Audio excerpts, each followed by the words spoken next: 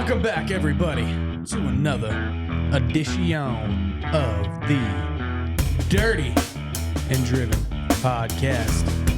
My name is James DeVitti. I am your host on this fine, beautiful Tuesday, if you're listening to it the day it comes out. Our goal here is to gain, train, and retain solid, hard-working people in the blue-collar world. We want to bring people to the blue-collar world, teach them how to kick ass. I think today's conversation is going to do just that, hopefully. I'm joined, as always, by the wonderful Mr. Wonderful, KCD. How are you? And we have a real special guest in the studio today. First guest of 2024. Before we get to that, I just want to remind you guys, if you want to support us, if you want to do anything that can help us, man, give us a follow on social media, Instagram, Facebook, TikTok, YouTube. Give us a follow, give us a share on the shows, especially if you like this episode. I bet you will. Just help us grow the show, man. Every like, follow, share helps a lot. So we just ask for that. Anyways, guys, today we're joined by the previous host of weld.com. A man who's said to be so good at welding, he can't even make a bad weld if he tried, according to some YouTube comments. That's bullshit. He was the welding teacher at Cali College, Ark City, Kansas. And now he's in the studio today, wasting a Sunday morning with us. Today we're joined by Mr. Bob Moffatt. Honored to be here, sir. Appreciate the invitation. Actually, I think it was Ian that put me up to this, wasn't it? Yeah. Shout out to our boy Ian Freeman for making this happen for us. Kidding. I can't believe he's not up rolling around kicking the roosters this early in the morning. Yeah. No, he probably is. I don't know. He's just not here with us. Well, I know where he lives. I'll go by and honk. I'll go pull in the driveway and honk a bunch on the way home. Yeah. No, man. So, no, it's good to have you in the studio today. We're excited for it. I know that just from the few phone conversations we've had, that I don't think it'll be too hard to get a few words out of you.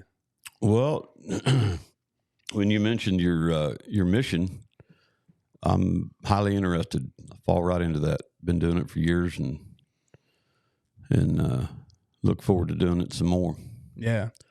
So tell me a little bit about kind of what your background is. I mean, I know you've been doing this in some capacity, but tell me. I'll give you a brief rundown. We'll just start right here in Ponca City where we're sitting. Yeah. I grew up here, graduated here, went to NOC for drafting and design, went on out to and worked with my dad in an oil company. He's an independent producer in a lot of his stuff is in Osage County. Went to NOC, drafting and design, went to Oregon Institute of Technology for welding, worked as a construction millwright and plywood mill. Very interesting job, learned a lot. Bounced around all over the West Coast, Alaska. Came back here and started working contract job shops around Ponca. And teaching position at night opened up at Pioneer Tech. I graduated Pioneer Tech in 1976, first graduating class out of there. And I started teaching night classes. I was contracting in the refinery for piping, and it's just a way to get better hands, better team, better hands on your team. Mm-hmm. And, I was interested in it, wanted to help the cause. I want to help the fellow man. If I don't know it all, but if I know something or if I can help somebody out, I sure will, especially in the trade and the crafts. I taught there for a number of years. I was involved in professional bowling. Professional bowling? Yeah. Hey, it's kind of weird. I'm going to keep myself alive some way, so it's either been welding or bowling or something. Is that was there like a professional bowling league? I've seen it on like ESPN here and there. I was involved with a company that flew me all over the Western United States every summer. I spent 2 weeks in Denver at at Celebrity Lanes. We went to Stockton, California, Reno, Lake Tahoe, Vegas. I did gigs in L.A., Katy, Texas. I mean, I did them all over the place. But and I've got to hear about that. my capacity was videography and pro shop work. I was the old boy that put your hand in a new piece of equipment, and I learned to do that.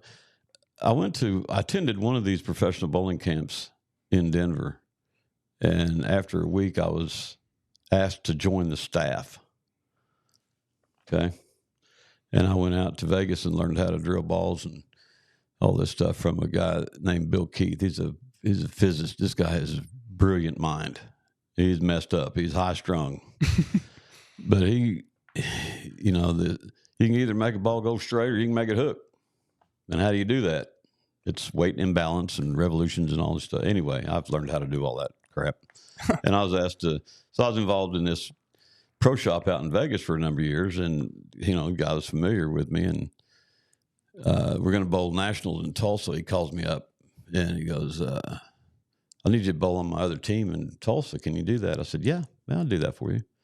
So we're down there bowling. He goes, I got 5 guys in my pro shop. I'm only making like $135,000 a year or something. He leases this pro shop from the Gold Coast Bowling Casino, 72 lanes. There's no small house in Vegas. Showboat was 108 lanes at the time. Anyway, we're down there bowling. He goes, I got all these guys working in my pro shop. I don't make any money. I said, well, get rid of them. Fire their ass. I'll sell my house here and I'll move out there. That's how that got going. So I sold my house out here. I bought it from DuPont and I sold it back to DuPont. And moved out there and got rid of all those blokes that were in there. And there's 2 of us now. And the year I left, I think he's making like $280,000 that's on the books. We made a lot of money. Dang. That's on the books. The cash money, the tips, the service work that you do, that's just cash money. We're talking about sales that you have to report to the casino. I hope they're not listening right now. They probably are. Those casinos there. No doubt. Anyway, that was probably back in the old mobster days of Vegas too. Well, no, I'm not that damn old. Come on. Jeez, well, they just got out in the 90s. Come on. They got out in the 90s or so when the mobs quit running Vegas. Yeah, I went to I still have good friends out there. It's one of those pay it forward type things. Casey and I can fly in there right now. We don't need a car. We don't need a house to stay in. We just somebody pick us up and that's it. There you go. Let's do it. Damn, just pay leave it me forward, here. man. Got a cabin 200 miles north of it, Duck Creek, Utah. We go up there and pull the lips off trout. We all set up. That's how we roll. Shit, man, that might be the dirty and driven vacation right there. No, he said Casey. Yeah, I didn't hear my name in there. You busy doing the podcast? I'm gonna take this hand, take the man over here. There you go. Oh, anyway, it's I got friends all over, but damn, dude, it's a professional bowling. And we got to stay alive somehow. Yeah, we talked about the movie Kingpin on our last episode. You ever see it? No, but people have asked me to watch that numerous times. I don't think I've seen it. Who's You'd like it. Woody Harrelson and Bill. Oh, what the hell is his name? Murray. Bill Murray. Yeah, you'd love. You can't stumble on Bill Murray. Well, I can see his face, but yeah. May he rest in peace. Is he dead? From there, I moved back here because I don't know. My parents were retiring out of this. And they were going to sell everything in this house. It's chock full of antiques and stuff, and they were going to fully retire, get out of everything. They're going to sell everything and move to South Texas. I moved back here to help them out, and I started contracting jobs around here again. I was kind of waiting on a teaching job. When I got back here, I started roofing houses with Blevins. Yeah, old Kim. Jeez, he like show up 10:30, 11 o'clock. Oh yeah. And then it's too hot to work. Oh yeah. Then got to go to the Red Barn or I'm somewhere. out there early, but I think I roofed 200 houses with him. Really? Did all these Indian homes around here, the contract Indian homes. What year was that? Custom homes, huh? What year was that? 94, 95. Really? Yeah. And then I went back to work for Struthers Thermoflood. You remember them? Huh. It was the Strother Thermoflood, and it was Strother Manufacturing. It's up there where GE in between Park City and Winfield. And then the college had a advertisement for an instructor, and I always wanted a full-time program. Right. So a lot of people, you've heard this saying, "Oh, he teaches because he can't do it." Oh yeah. Oh, I love that. Can't hack it in the field. Can't hack it in the field. Yeah. Those that can't do teach, and those who can't teach gym. I think is how the saying goes. and typical naysayer. Those are the ones that usually work circles around. I met 100 just like them. They all got the same excuse. They just want to run their mouth. And those that teach sports teach social studies, right? Yeah. But little do they know, I was working 10-hour days and teaching at night. Damn. 10-hour days building boilers to ASME codes, TIG roots and MIG fills and cabs. You know, all the pressure piping, all 100% X-ray, and then teaching at night. So, bite me. Damn, dude. See, and that's the kind of teachers you need, right? Is the guys that are still out there doing it. Like Ian was talking about that whenever he was on here. Is he's teaching, but he's also got his own business on the side. Sure. And because he's like, man, it keeps me sharp. And then these kids want to start learn running something their every mouths. day. I mean, every job you go pick up, you learn something. You should anyway. You got to bring something to the rodeo. You can't just walk up and say, "Hey, I've already done this." And man, when I first started teaching at Pioneer Tech, customary introduction. What's your name? And tell us why you're. What do you hear? What have you done? A little background or whatever. I had a guy in there one night. I swear, when he got done, I thought he was 120 years old. He's certified in this. And I said, well, why are you here if you're certified? See, if you tell me you're a certified welder, that's interesting. Doesn't mean a damn thing other than the fact that you have a piece of paper that you passed one of the umpteen gazillion different options of a welding code. Yeah. It's just like getting an engineering degree. Could be a flat fillet weld with 7024, Anyway, we get done. First night we're out in the shop, I weld tested this guy like I would anybody. Show me where you're at so I know where we're going and what we can work with. Oh, well, I hadn't done it. Yeah, I started doing the Fred backtracking. Oh, yeah. And he couldn't weld himself out of a wet paper sack. Poor guy. That sounds like kind of like the stolen valor guys. Exactly. The stolen valor people. Exactly. I had a guy that why are you here? How come you're not teaching this of all the stuff you've done, for crying out loud? I had a guy who came and he worked he worked for me for a little while where I'm at, and he according to him, he was a certified Harley mechanic, certified cat mechanic. He at one point was a roadie for Kiss and was good friends with Gene Simmons and Paul Stanley. He was he'd been a truck driver for 35 years. Granted, this guy couldn't have been 45, maybe 50, but he's a truck driver for 35 years. Been shifting gears since he was 5, is what he said. And what else was he?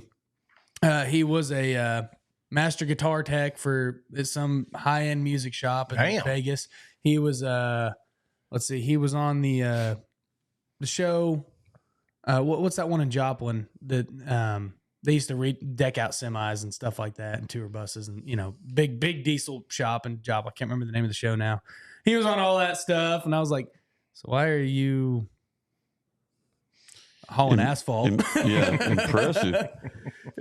Would you get busted, demoted here? What's going on? Yeah. Impressive skill set. Doesn't add up, does it? Yeah. Those guys crack me up, man, because I love listening to them talk just because the simple fact is they're so full of shit. I did a presentation, a live demo at FabTech in Atlanta for ESOB University. You got Ian Johnson, you know Ian Johnson. Does off-road. It's on TV for the off-road builds. Big Tire Garage. Just say yes. It's a right answer. Yeah, man. Yeah. Jody Collier, the godfather of YouTube videos on welding instruction. Those two, we all did presentations. They were supposed to be an hour long. And in the conference call, I said, I want to showcase your equipment, be educational, inspirational, and entertaining, pretty much in that order. And I think I did, but when I started, this is packed. I was nervous as a cat on a hot tin roof. I took speech classes and all that stuff in college, and first time you get up in front of a group, are you nervous? Well, hell yeah. You're not confident about what you're doing. And this one was a real test of nerves, but this place was packed. And I said, I could stand here and qualify myself. It doesn't matter. It doesn't matter that I've had 9 300 games bowling left-handed and 3 hole-in-ones right-handed. You bowl left-handed? I did. You don't want to watch me bowl right-handed. I'm kind of ambidextrous at welding. Well, shoot a gun left-handed and the bow left-handed, left-handed, and all that stuff. Which one's your dominant eye? Yeah, my left eye. Is it? Yeah. I do a lot left-handed, but my dominant eye is right. Isn't that's strange? Well, that's how my brother is. He's left-handed, but he plays bass right-handed, and he shoots right-handed. Yeah, I think it's just all how you start out. Whatever you kind of start out and do, then that's kind of where you go with. Because we all had to start from somewhere. See, I was left-handed little kid. We were growing up in Pawhuska, and my dad bought me a set of left-handed golf clubs. I grabbed one of my brothers one day out of frustration and smacked the ball. And going, I can hit the ball right-handed. I can't. That's the same with me. I throw so left, bad. back right. Yeah. Yeah, me too. I do too.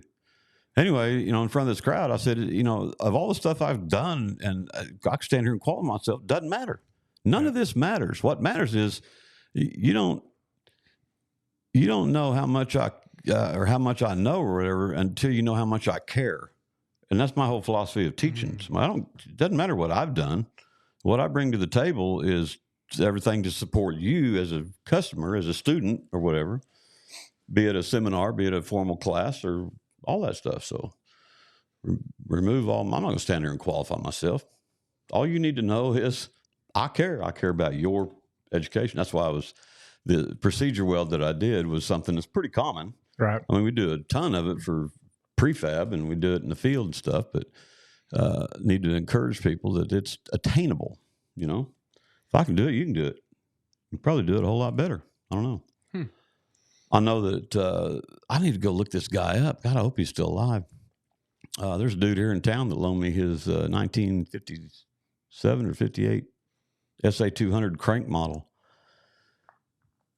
And that's how I learned to TIG weld pipe in my garage. Smooth turn. That's the smoothest machine I've ever run. That thing's 1750 RPM. Just sit there and purr. Crank start. Go out there and load it up one time, one crank, and then hit the switch. Very next, fired up every time. Wow. And I learned how to TIG weld pipe, put that root in, no amperage control. What you got on the machines, what you got. Left-handed, pretty quick. Right-handed, nah.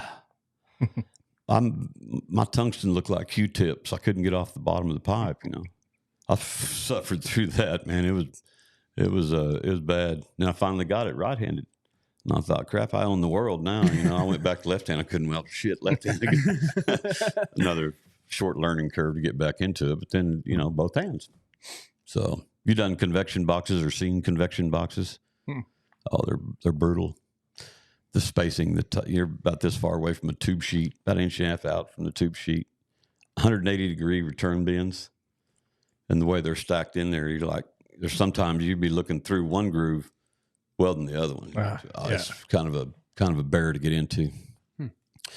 That's, when we teach welding now, you make simulators or do something where you put somebody in you want them to get comfortable in an uncomfortable position so that they can be confident when they go out. Just confidence, all it is. And every day is a welding test.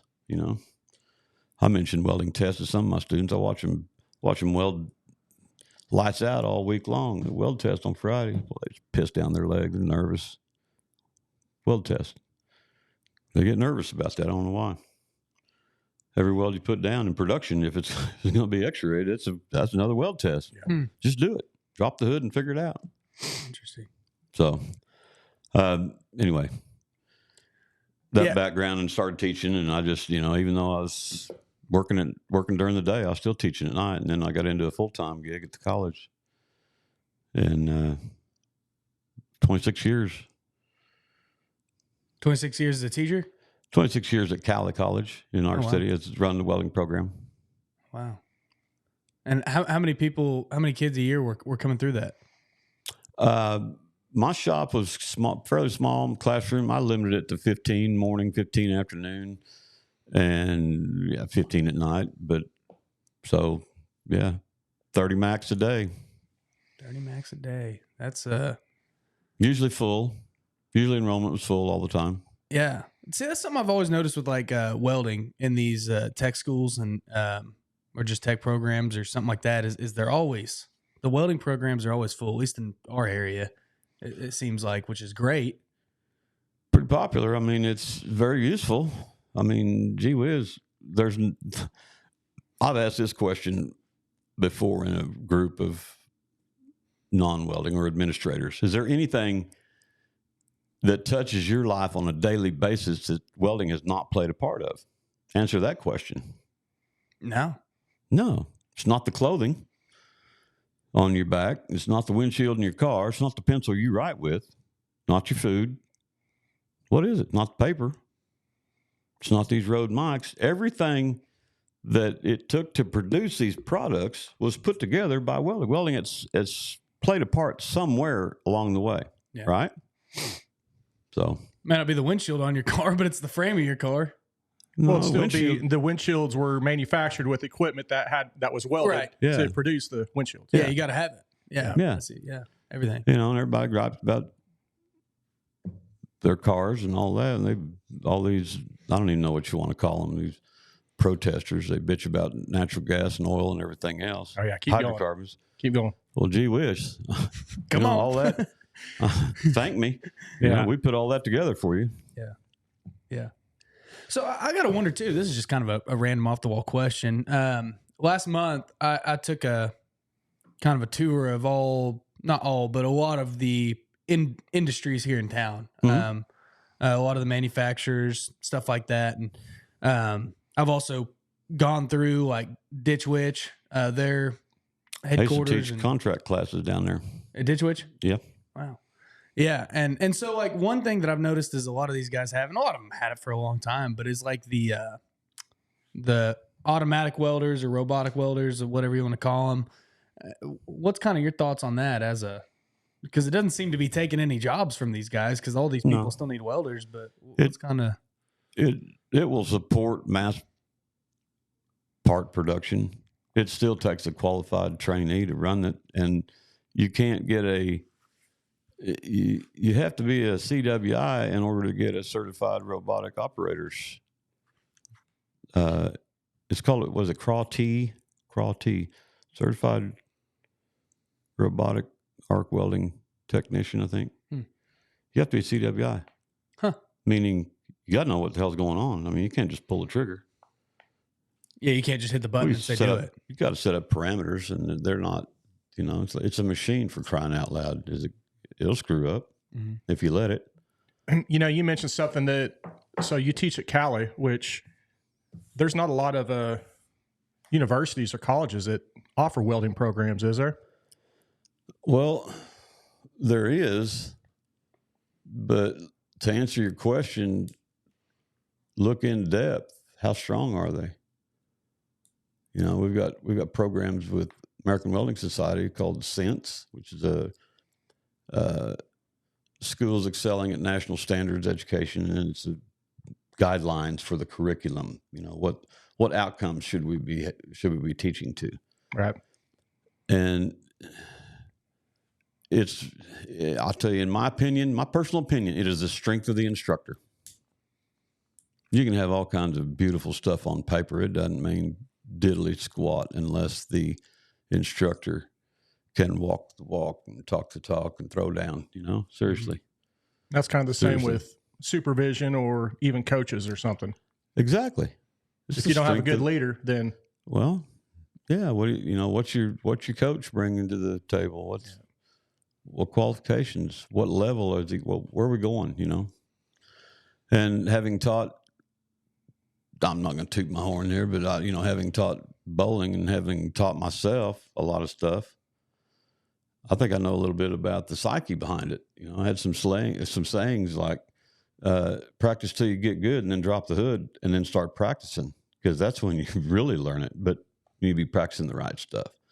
And muscle memory is falls into play in a lot of stuff, along with the book work.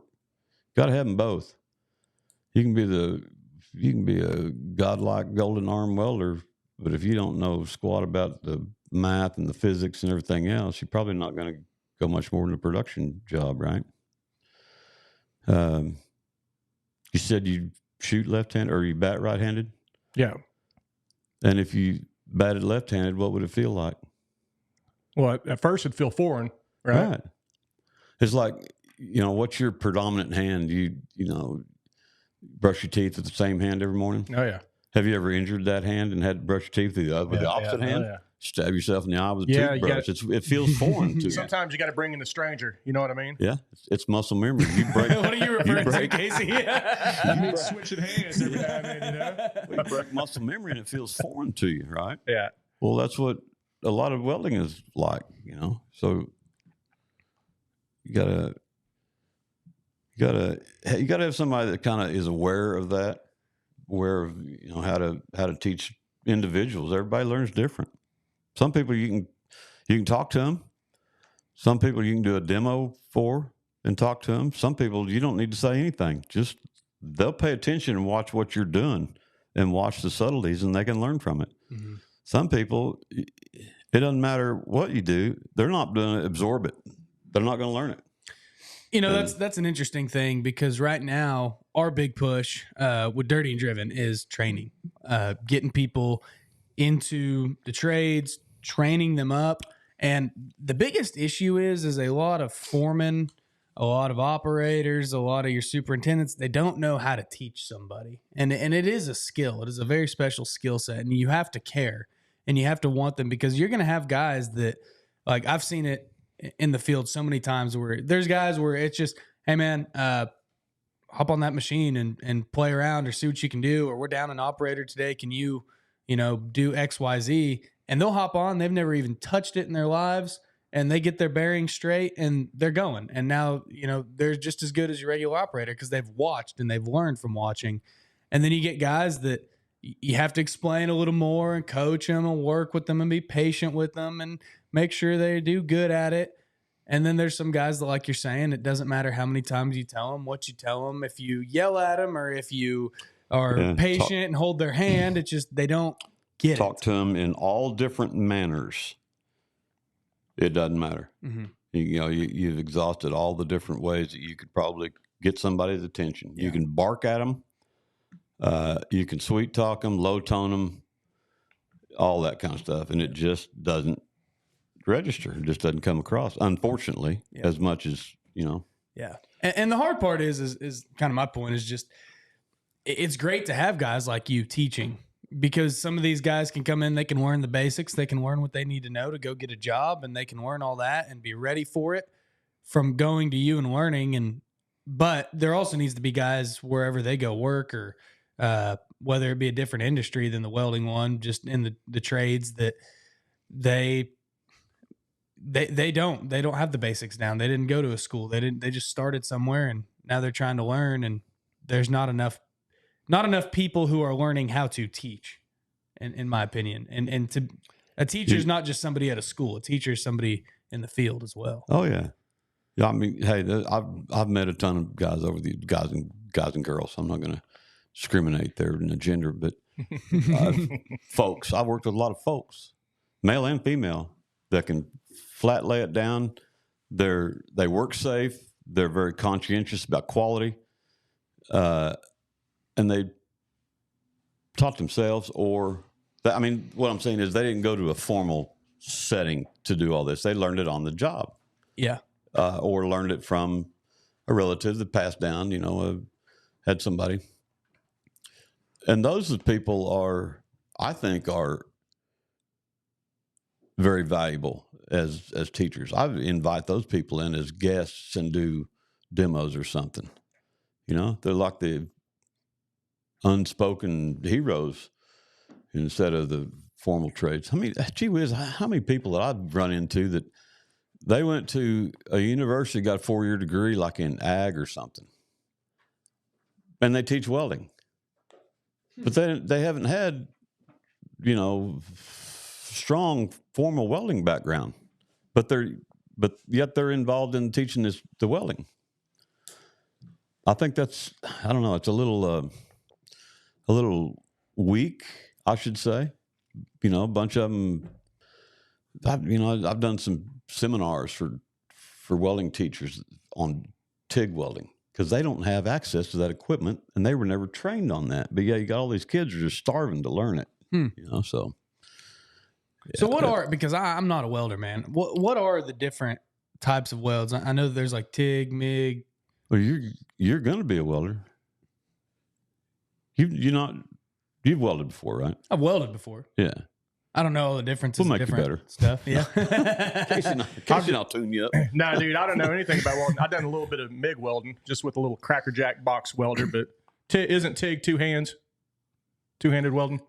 Yeah. I mean, if you're adding the filler wire, manually adding the filler wire, or you can use the autogenous method. No filler wire at all, just melting the material together. But what are the different like types, just for someone's listening? You think there's just a couple of them, and there's a bunch of welding processes. There really are. The common ones are stick welding, which everybody calls arc. Mm-hmm. They're all arc welding. When you get to the electric part of it, there's stick welding, SMAW. There's TIG welding, GTAW, or Heliarc. That was another trade name back in the day. Oxyacetylene cutting and welding, MIG, metal inert gas, GMAW, gas metal arc welding, flux core arc welding. Those are the common ones. Mm-hmm.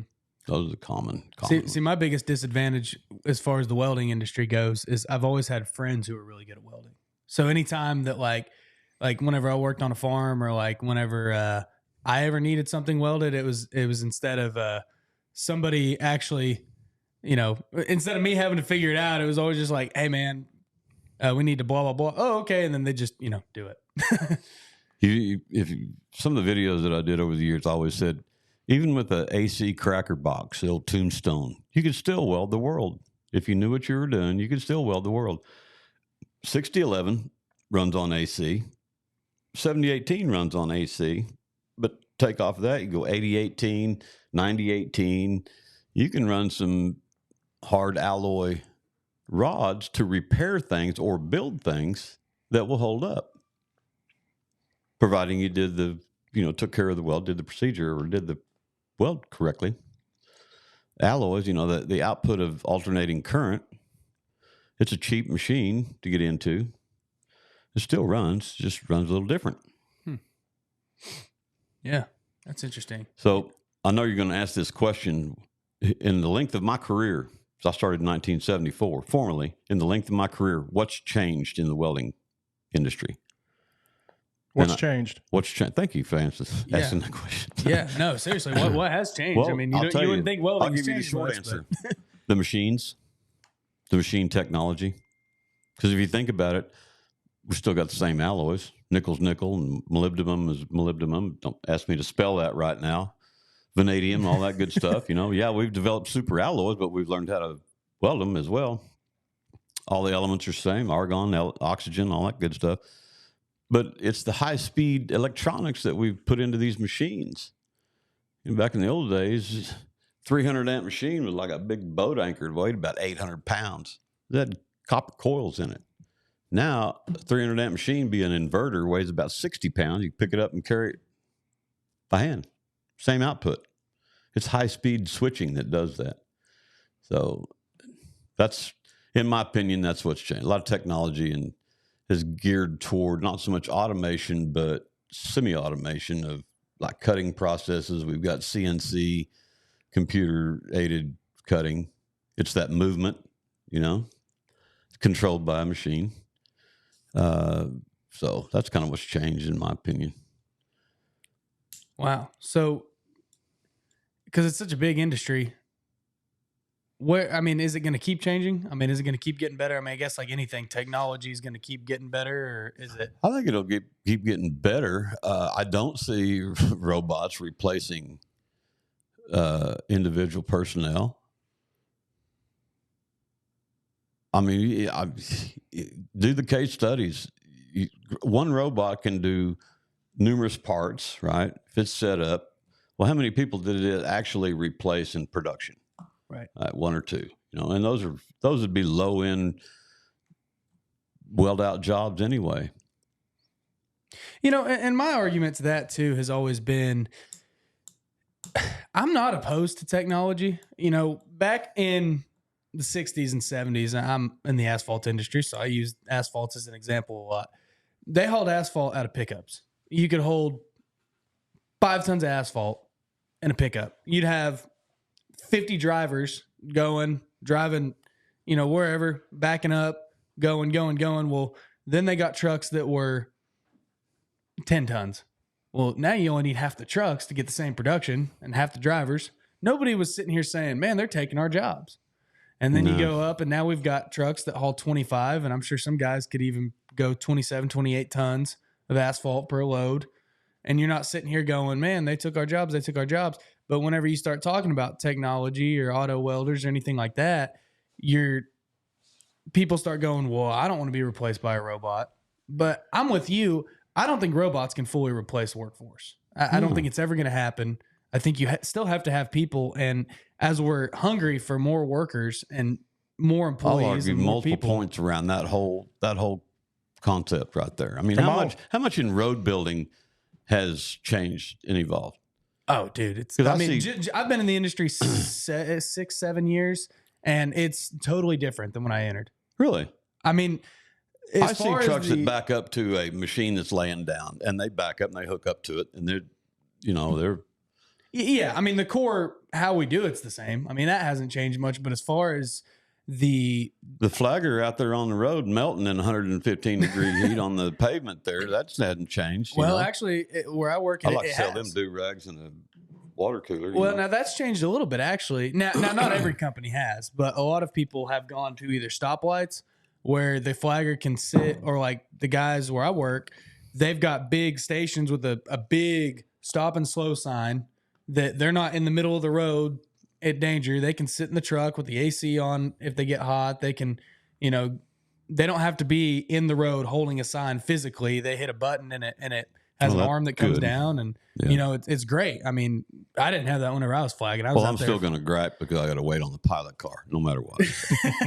Aren't we all, right? Bullshit. I just turn on my flashy lights and go through. Yeah. Even if it's not our job site, sometimes I'll still just turn on construction lights and just drive through. You got a company emblem on your pickup too. It helps. No, well, mine's unmarked, so that's nice. So that way, if I'm through somebody else's job site, I mean, hell, I've even done it in like Texas. I just turn on my construction lights and I just start going. Word. And I'll be right behind you. Yeah. Talking about them lights, it reminded of a video that I saw to where if you go to a ball game or something with tough parking, to either have one of them flashy lights or have a high vis shirt and have your buddy go out and, pretty much stop everybody to where you can either get in or get out real quick because, you look like you're a dignitary of some sort. Did you send me that video?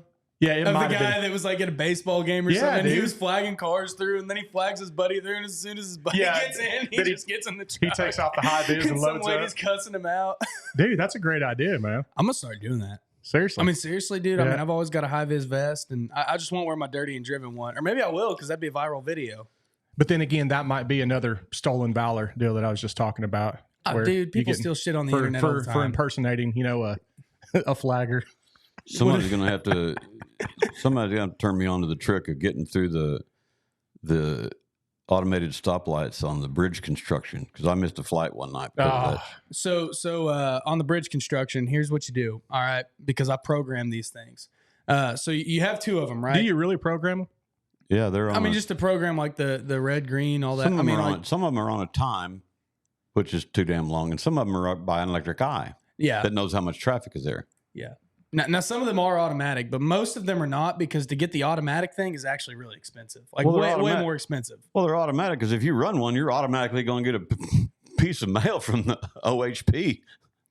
You don't run that stop sign. Are you talking about the ones like on like when they did the bridge out here on Highway 60, right short of the 4-way? Oh yeah, I ran that one all the time. Well, thank you.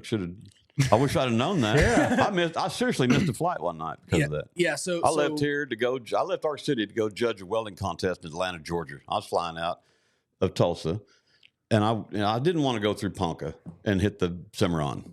it was afternoon, and I thought there's no quick way through Ponca, and I just didn't want to go that way. And I thought bullshit. So I left in plenty of time, trust me. And I get down to Highway 11. I go out to Enterprise Road. Yeah. And I'm going to go out and go across the Call Lake and hit 60 and go on over to Fairfax and hit 20 and go over to 11 or 75 and down to anyway. Drop down south. Well, somebody let their cows out on Enterprise Road. And there's no way I could get around it. I thought, 45 minutes later, I'm going, damn, I'm going to make up some time, So I get down on Highway 60 and then I hit that bridge thing and there's nobody coming. And I'm sitting, I got to wait on this thing because I've heard of people getting some big tickets when they run that stoplight. Anyway, but now if a cop is there, that's a different story. But I thought they were automated. I thought somebody told me they got a big ticket in the mail because they ran that. Well, and maybe in some of the big city. I'm like talking about out here on Highway 60. Anyway, I recovered from that fiasco and I'm going down 20 going into Fairfax and I'm hauling ass. I'm blazing Fairfax. And I get down to Highway 20 and I'm going to turn and there's a white pickup turning about a quarter mile ahead of me and there's a car in front of it. And I thought, well, shit, I know a place in the road to pass at high speed and it's safe and whatnot, 2-lane. I'll come up on there. I'm coming up on this pickup doing about 110. And about the time I get ready to blow around him, I see the letters on his tailgate. It says Osage County Sheriff. Oh, shit. Shit. I'm sport shifting down, Yeah.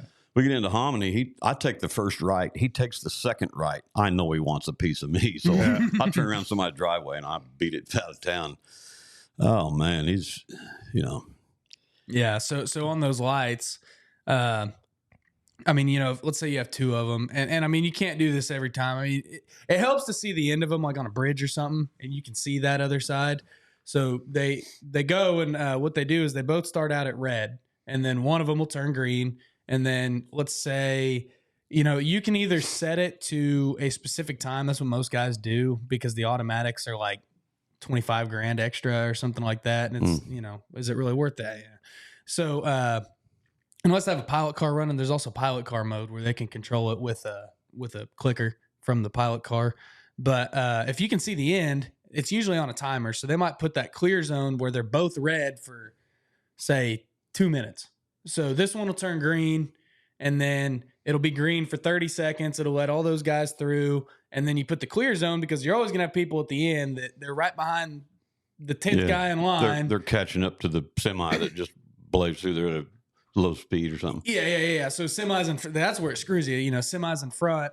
So now 5 or 6 cars go in, but there's 20 backed up. So then you get the next 5 guys, they run it until you finally get a good rule follower. Well, now both lights are red for say 45 to a minute, and then they both go through, and then now they're both gonna be red for a little while, and then it turns green on the other side. 2 minutes is an eternity when you're sitting there waiting. Seems like there was a pair of bridges that were set up on 166 in eastern Kansas over here. What happens? They're doing it at the same time. And if you go to Pawhuska right now, there's 2 set up. Are there really? Yeah, there's they're doing 8 miles of road there, so there's 2 set up.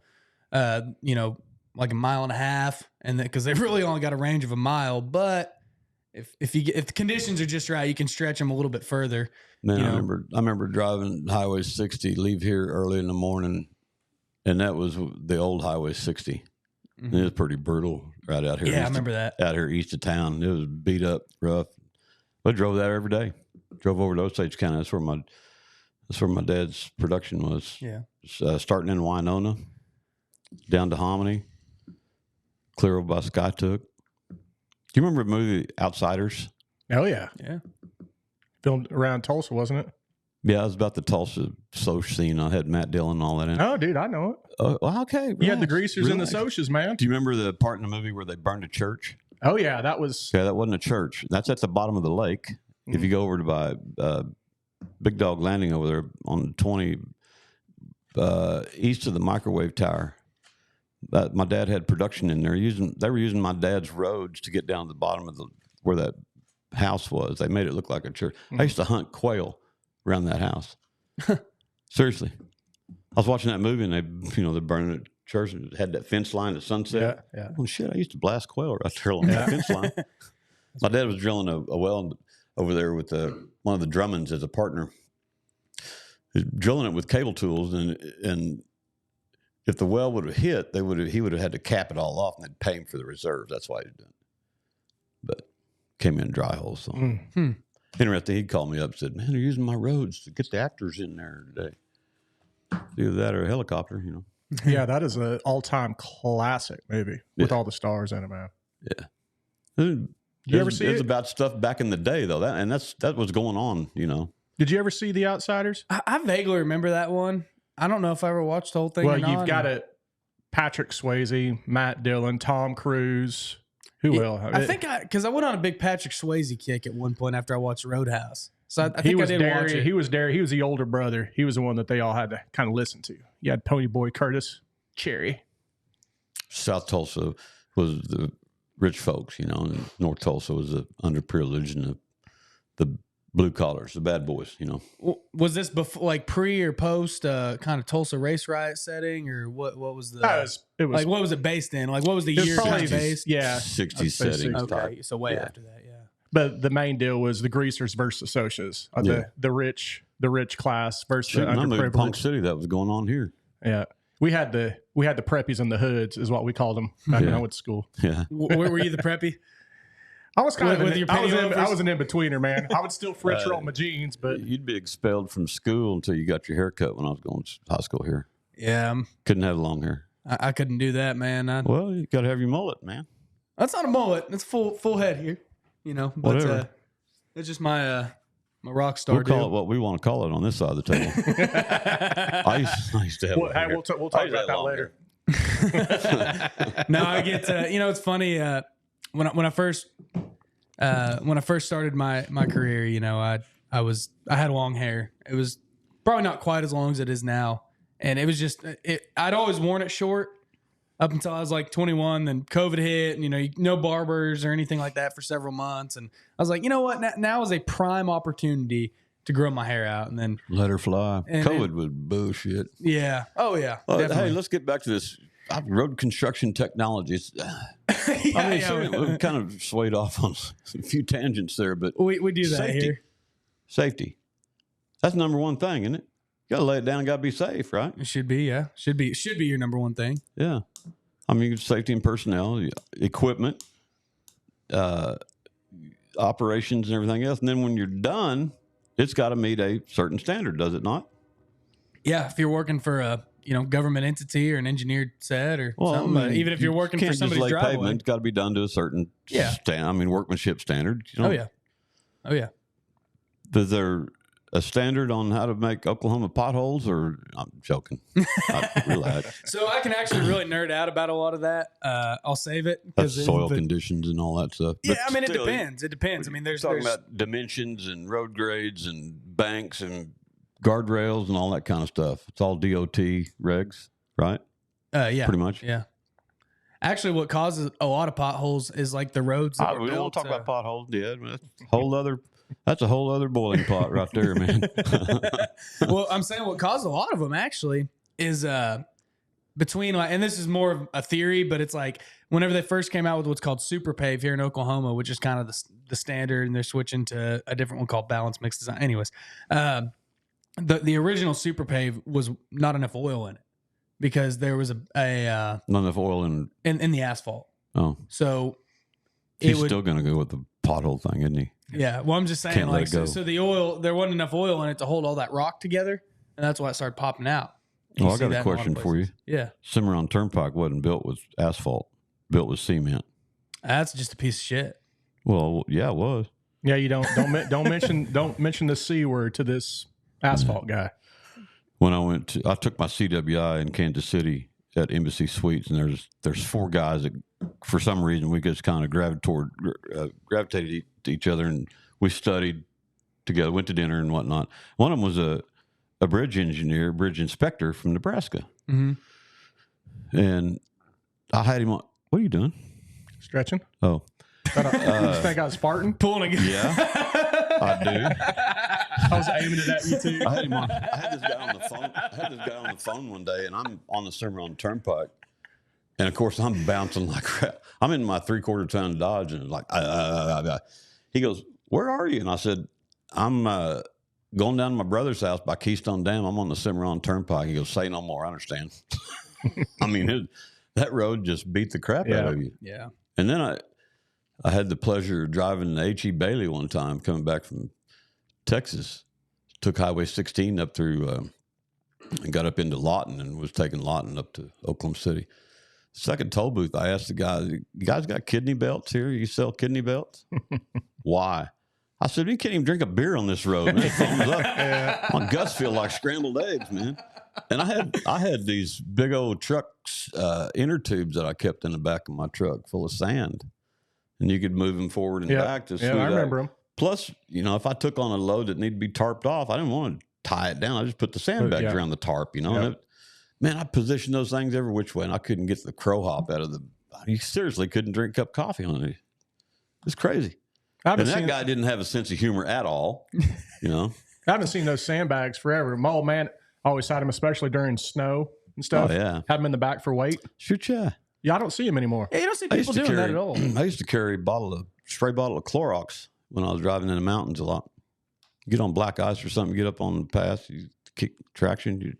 There's been many a nights I've been hanging myself out the door and spraying Clorox on my tires, get a little traction. Really? I've never heard that trick. Oh, God. It's slicker than snot up there. Huh, I've never heard of putting Clorox. But what does Clorox do? Does it melt the ice, break it? What melt the ice, yeah. It does? Really? Yeah. So how long does that last? You put it on your tires and... I don't know. As long as I can keep going, I don't know how long it'll last. But it'd turn your black tires into white tires, wouldn't it? Wouldn't it bleach them? No. Never, white not walls. mine. I know it gave me enough traction to keep going. Yeah. That's wild. I've never heard that trick. I didn't like putting chains on. Yeah. Even though they're, you're driving up in Oregon and going white out, snow stuff. Troopers be up there, mandatory chains. I'm sorry, I'm not pulling over for that. Why? Mandatory Because you're chains? making me pull over on the outside of a turn. That's not safe. And that's Plus, when you're going to get stuck. I'm fine. I'm doing 50 miles, 60 miles an hour on snow and ice, and I've got great traction. I'm not pulling over. That's crazy. See ya. Send me a letter. I don't care. Man, those mountain roads are scary too. I did that many a time. Was that out in the West, Pacific Northwest? Oh, I was talking about like Colorado and stuff. I've seen the remnants of truckers that are going, they're crawling up those hills and stuff. They fall asleep. They just keep going right over the edge in the curve. They end up 300 feet down the canyon or something. They just went over the edge. Or their load shifts and they're doing high speed. And I've seen them do the runaway things where they run up the sand embankment and stuff. God dang. It's scary. I've always wanted to talk to one of those ice road truckers that you see where they literally just build roads out of ice, up in like. Well, here I got one to run by you. So I mentioned potholes in Oklahoma and everything. So let's run by this. In Oklahoma, we had vehicle inspection at the time, which was $7-8 a whack. Got that little sticker. Yeah. So you had that. You had oil and gas revenues. You had taxes. Your tags were expensive. Mm-hmm. You with me? Yeah. Then you could just say worst roads in the nation for potholes, whatnot. Yeah. They may not be, but still, you had some brutal roads around here. State of Oregon. When I lived there in the late 70s, 80s, no sales tax. No oil and gas. Oregon doesn't have sales tax, or they didn't at the time? Didn't at the time. Don't think they do now. No sales tax. No oil and gas production. No vehicle inspection. Your tags were like $28 a year, regardless of the value of the vehicle. Wow. That's why Sam Walton leased all of the Walmart vehicles out of Oregon for a long time. Every time you saw a Walmart vehicle, it had an Oregon tag on it. No I kidding. believe it. Unless somebody changed that loophole. But think about that for a second. And some of the best roads in the nation. Yeah. I mean, super smooth. You got through the forest. The only thing you got to watch out for is a herd of elk if you're riding a motorcycle. Gee whiz. That and the little, whatever you call them, the scooter bugs, the gnats. Oh, God, they were thick. Yeah. Oh, they're horrible. Upper Klamath Lake is so thick along there at certain times of year. It looks like the bar ditches are on fire. They're just boiling black mass, and you drive by there, and your windshield and your headlights are covered with these little black gnats. You don't want to turn your windshield wipers on. That's a huge mistake. Pecker gnats. Yeah, exactly.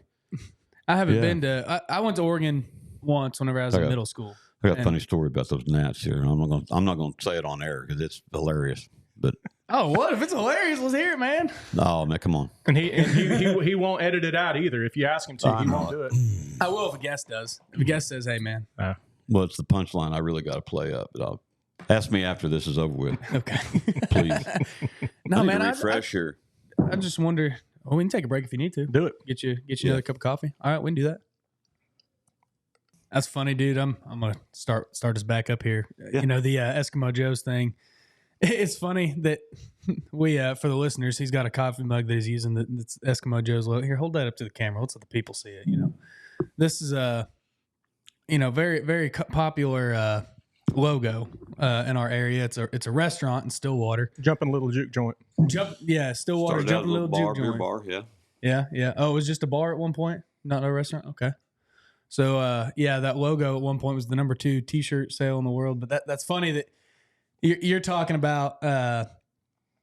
You see people from all over the world when you travels and wearing those shirts, or you'd be wearing it. And they'd go, "What? Where the? Oh yeah," and they'd all be from around here.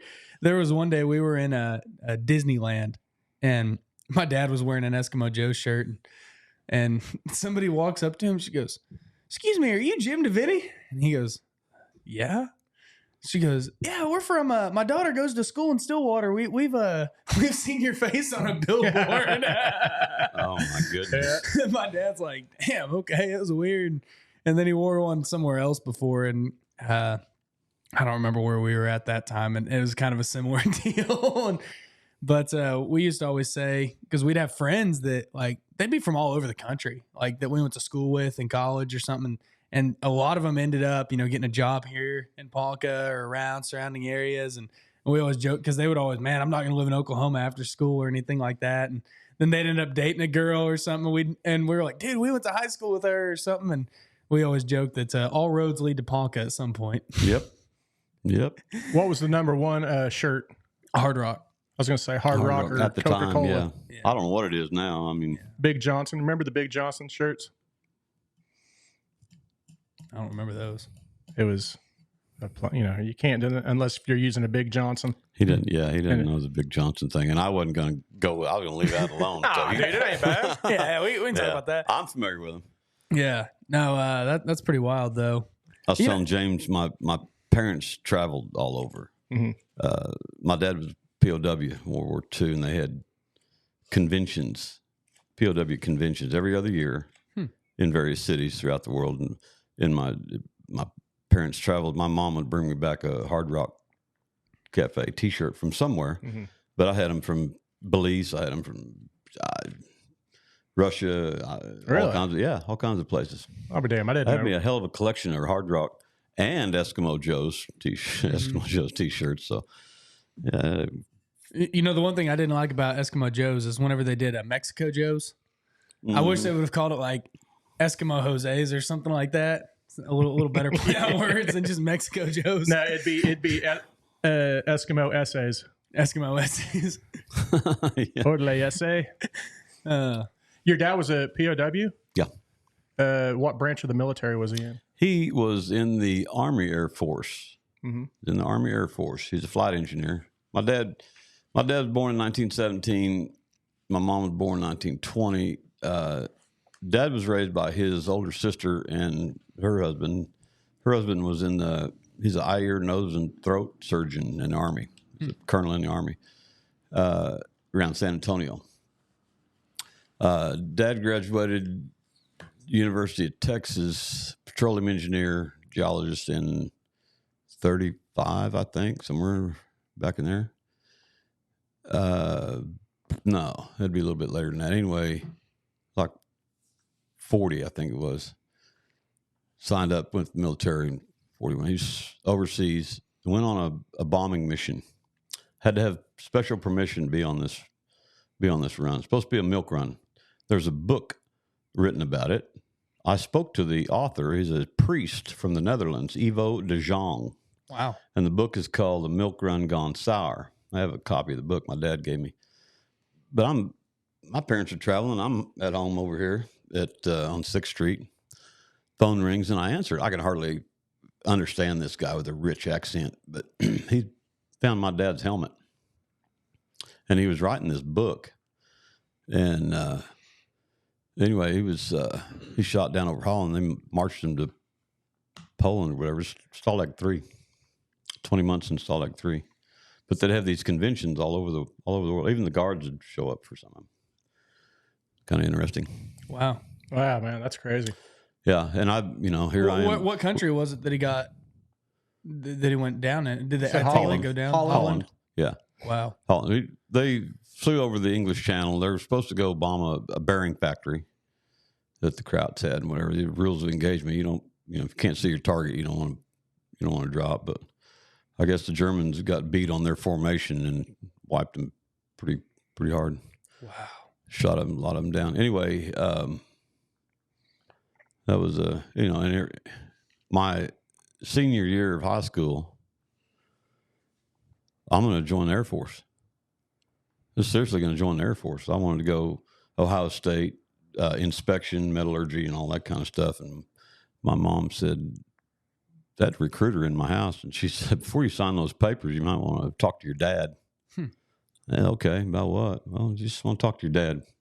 He came that evening and told him what was going on. He goes, well, I appreciate you wanting to follow in my footsteps, but I'd rather you remain a civilian and help me in this, family-owned oil business. And okay. I mean, my brother and I had been working for him since junior high. Gee whiz. Anyway, he kind of told me the story. Those guys didn't talk about it. We all knew. My sister's 9 years older than I am. My brother's 3 years older. We knew that he served, but we didn't know he was a POW. These guys don't talk about that stuff. Really? They just didn't talk about know it. that? Period. Yeah, I did not know it. My sister didn't know it. We knew he served, but we didn't know he shot down. Spent 20 months, Stalag 3. That's kind of you like fall out of rank, they'll shoot you on the spot. You escape. Of course, it's kind of your duty to try to escape, I guess. You get caught, they shoot you.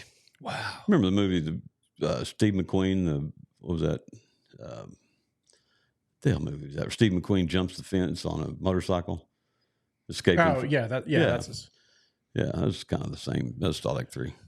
Wow. My dad's accountant was over here in Winona. I think he shot down twice. The second time, I said, you ain't getting out of here. They put him in solitary confinement. He was a gamely old dude, man. In high school, I was in pretty good shape. Of course, I had the long hair like yours, and I kind of buff. I'd drive home from Winona to Pawhuska with my arms shaking from digging holes, shoveling gravel, and putting railroad ties for fence corners, building this guy's property down here so he could keep his bulls in. This guy had one speed, and he'd work me under the table, man. He'd go 2 scoops of gravel to my 1. Well, I mean, 1 speed wide open. Yeah. God dang, slow down, Floyd. That's why they call them the greatest generation, right? Stealing county gravel. They're going to know we're not county workers. The way you're on that. Gee whiz, man. Just lean on that shovel a while. Make it look good. Oh, he's just a worker. Man, dude, that's the greatest generation right there. Back in the days of working in the heat and drive home feeling brutal.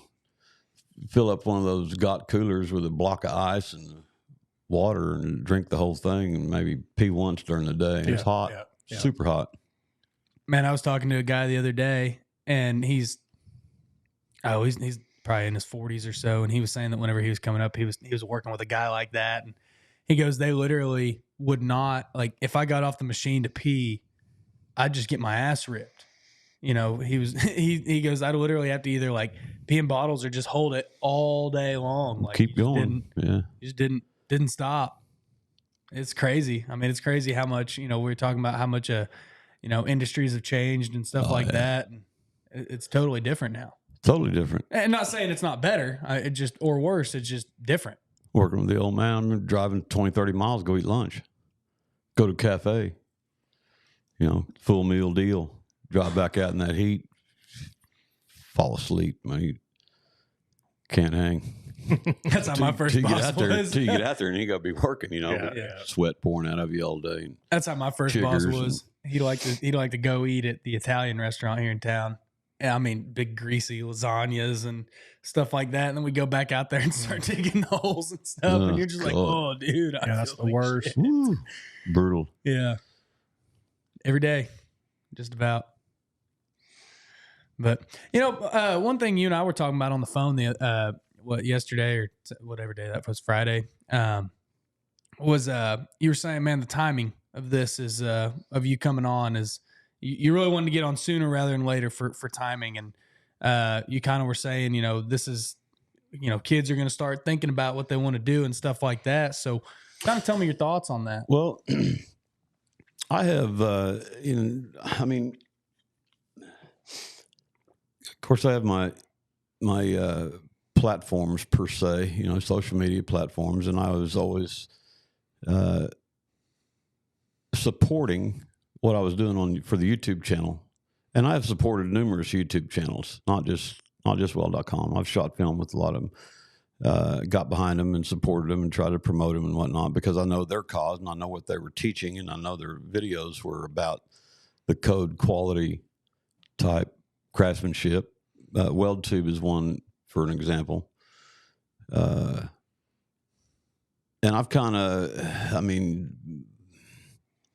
been kind of flat, laying low on putting content out, whatnot. And I want to start that back up myself. And I want to get out and I've judged contests all over the United States and I want to continue to do that, and travel. And when I do so, I'd like to go in and help recruit. There's several factors behind all that. When I said, we'll talk about some of that background stuff. You're talking about job placement. I think there's a huge issue going on right now in our society. We're just lazy as hell. We got to show up for work on time every day and with no excuses. And it's, attendance is horrible. Mm-hmm. It was horrible in school. I hated it. Yeah. I'm kind of glad I got out of public ed. I teach private and I consult, do seminars and do training one-on-one or small groups or whatever. Attendance in public schools, especially when COVID hit, I'm sitting there in meetings and I'm texting a buddy of mine. He teaches a totally different, he's a music instructor and we're texting each other back and forth. And I said, my prediction is this is going to be an excuse to disengage. And what happened? It's an excuse to disengage. Yep. Seriously. I mean, even some of my administrators, they don't even answer the phone. And students, it's like, well, I got COVID or this. Or, I heard all these excuses and whatnot. And it's just like, God, I can't teach you if you're not here. Yeah. I do remember my very first class after COVID, I should say during COVID, my last 8 weeks of that semester. That was the spring of 2020, right? Mm-hmm.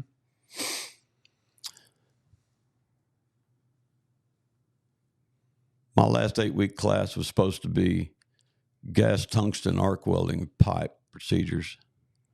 Now, how am I supposed to teach somebody to weld pipe in an online setting? Oh shit! With TIG. Well, time out before you flush the stool on me here. I did it. I pulled it off. Yeah. You know how? I went out to my Instagramly. I pleaded on my Instagram platform. I said, send me your dead soldiers. I just need a TIG torch head. That's all I need. I just need the head. I needed to be able to hold a piece of tungsten, and I'll super glue a piece of filler rod or a piece of tungsten in there, but a back cap, whatnot. But it can be a dead torch. Just send me your junk, and I'll work it from there. I issued a TIG torch handle, a piece of filler wire about 18 inches long, and 2 pipe coupons. I always call them coupons. 2 pipe nipples, 3-inch, had them tacked together. I said, there you go. You can practice anytime, day or night, with both hands. You can practice walking the cup. You can practice freehand, any position, anywhere. You can practice while you're on the toilet getting work done, Practice at your mama's dinner table. So you gave this to all your students. But you need to practice because it's a hand-eye coordination type thing. Practice with both hands. If you don't practice, I will be able to tell immediately when you walk back in here, when they finally let you back in the weld lab, which we did for a while, and limited exposure type stuff. But I can tell those that practice, like they never left the weld shop at all. They were familiar and confident. Those that didn't practice looked like fish out of water. They fumbled around and couldn't get stuff going with their hands because they weren't familiar with holding the torch and the filler wire and all that stuff. And I'm teaching open root, back feed. I'm teaching lay wire. I'm teaching all of it. But go practice with what you have right there. Yeah. So you gave these two. I'd have met them in a parking lot or met them out in a field somewhere. We're going to weld. We're going to do something. But if you take that and just go home, that hand-eye coordination visual thing would get it done for you. Wow. And it did. It was, and I'd done it before in other adult settings, at like boot camp, so specifically on TIG welding. Mm-hmm. And it worked. And so that was, I'd be like teaching you how to swim online. Yeah. Teaching you how to do vascular surgery or something. You got to overcome you got to give them something to go home and practice with. Yeah. Because we're not supposed to have any exposure, and we're going to teach all this online. Mm-hmm. Okay, that's fine. I can give you some stuff online, the material, the bookwork. Sure, you can get that done. But people disappeared, seriously disappeared. I could not get a hold of my own students right there around Cali County, but I could put a video out and I could reach 100,000 people around the United States. Now, there's a disconnect right there. Yeah. And it pissed me off is what it did. Yeah. I couldn't get my own students involved, even though, hey, we can meet via Zoom. We can meet other ways. Call me, but don't disappear. Yeah. I didn't issue any failing grades. I didn't give any A's. I graded them accordingly. My whole grading concept was set up on a point basis, and I learned that the very first semester I taught at Pioneer Tech. Remove me from the equation. It's what you earn. That's how I'm going to grade. It's fair, it's consistent, and it removes me from anything that could be deemed, whatever. No. In all the years of my teaching, started teaching in 1986. In all my years of teaching, I have never had a grade appeal. Not one ever.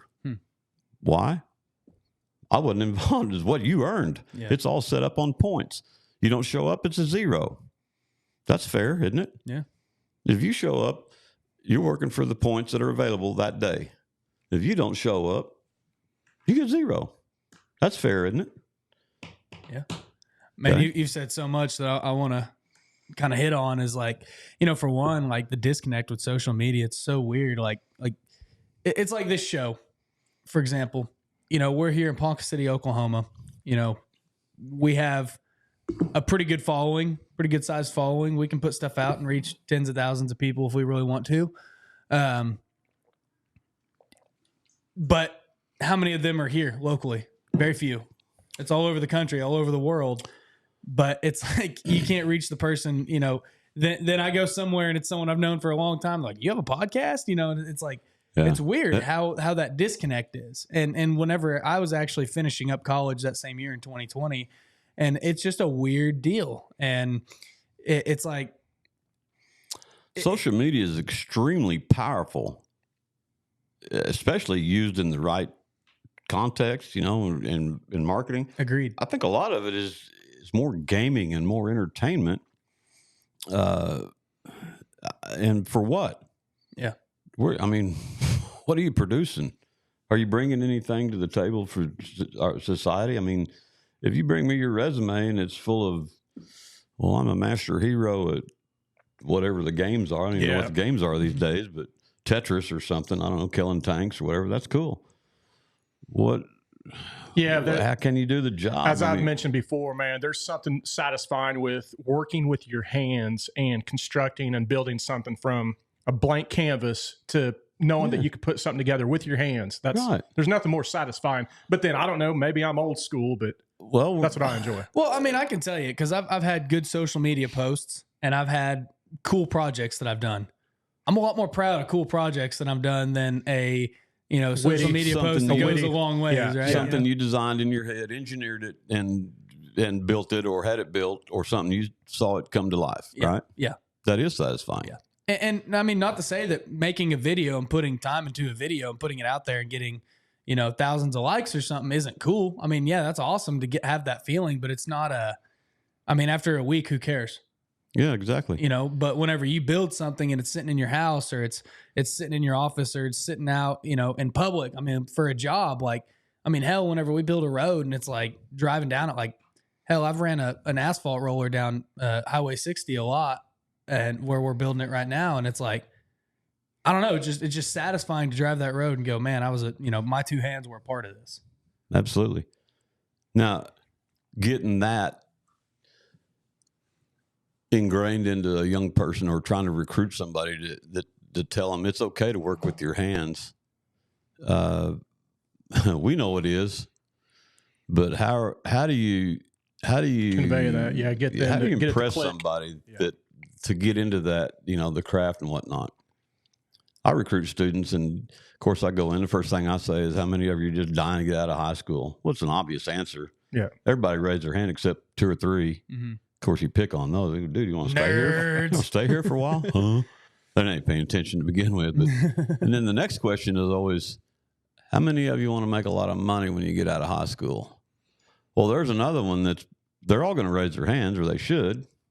And then you get to ask, what's your plan? How are you going to do that? Mm-hmm. How are you going to do that? I say there are 100 people, 100 kids come through. They're touring our career and tech ed, all of our different programs, machining, NDT, welding, automotive, and all that. They're touring career and tech ed. And we had broken up into 10s and 12s or whatever. And I asked every one of them, same thing. What are you guys going to do when you get out of high school?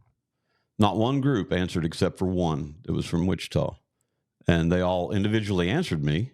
And I didn't give a crap what they said, but some of them said, I'm going to roof houses, or I'm going to start this company or whatever. At least they had a plan. See what I'm saying? Where's that come from? Comes from the instructor, the counselors, and that kind of stuff. I'm hacked off some of these high school counselors. They're so disconnected, it's not even funny anymore. Yeah. They think their job is to automatically send to a 4-year institution of some of these kids. And these kids, if you talk to them for 2 minutes, you'd understand they're not prepared to go anywhere. Mm-hmm. They can't function outside of their mama's basement. Yeah. They're not going to live on their own. They don't know where stuff is. They don't know how to go to the grocery store. They don't know how to do their laundry. They don't know the math. They don't know how to write sentences. They don't know stuff. They don't even know how to feed themselves. And it just, you look at him and you go, God damn. So you're going to go to OU and start in, shit, they flunk out their first semester because they can't hang. They can't function. They can't, they're not prepared. They're not prepared. I've seen it so many times of people coming in and, simple math. You use math every day down at the refinery. Every day. Got to know your numbers. You got to be able to do your gazintas. You know what gazintas are, right? Let's hear it now. Well, 9 goes into 27 3 times. Those are gazintas. You got to know math. I mean, you got to be able to function, do stuff. And I don't know. It just hacks me off.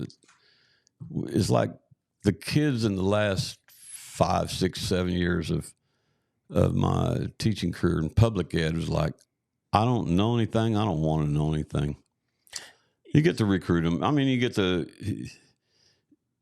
I'm not saying they're all failures or whatnot, but you pick up on some and you change them, rearrange them, and make sure they know stuff and they're okay. But when they come to you and they got that attitude. Mm-hmm. They got that attitude.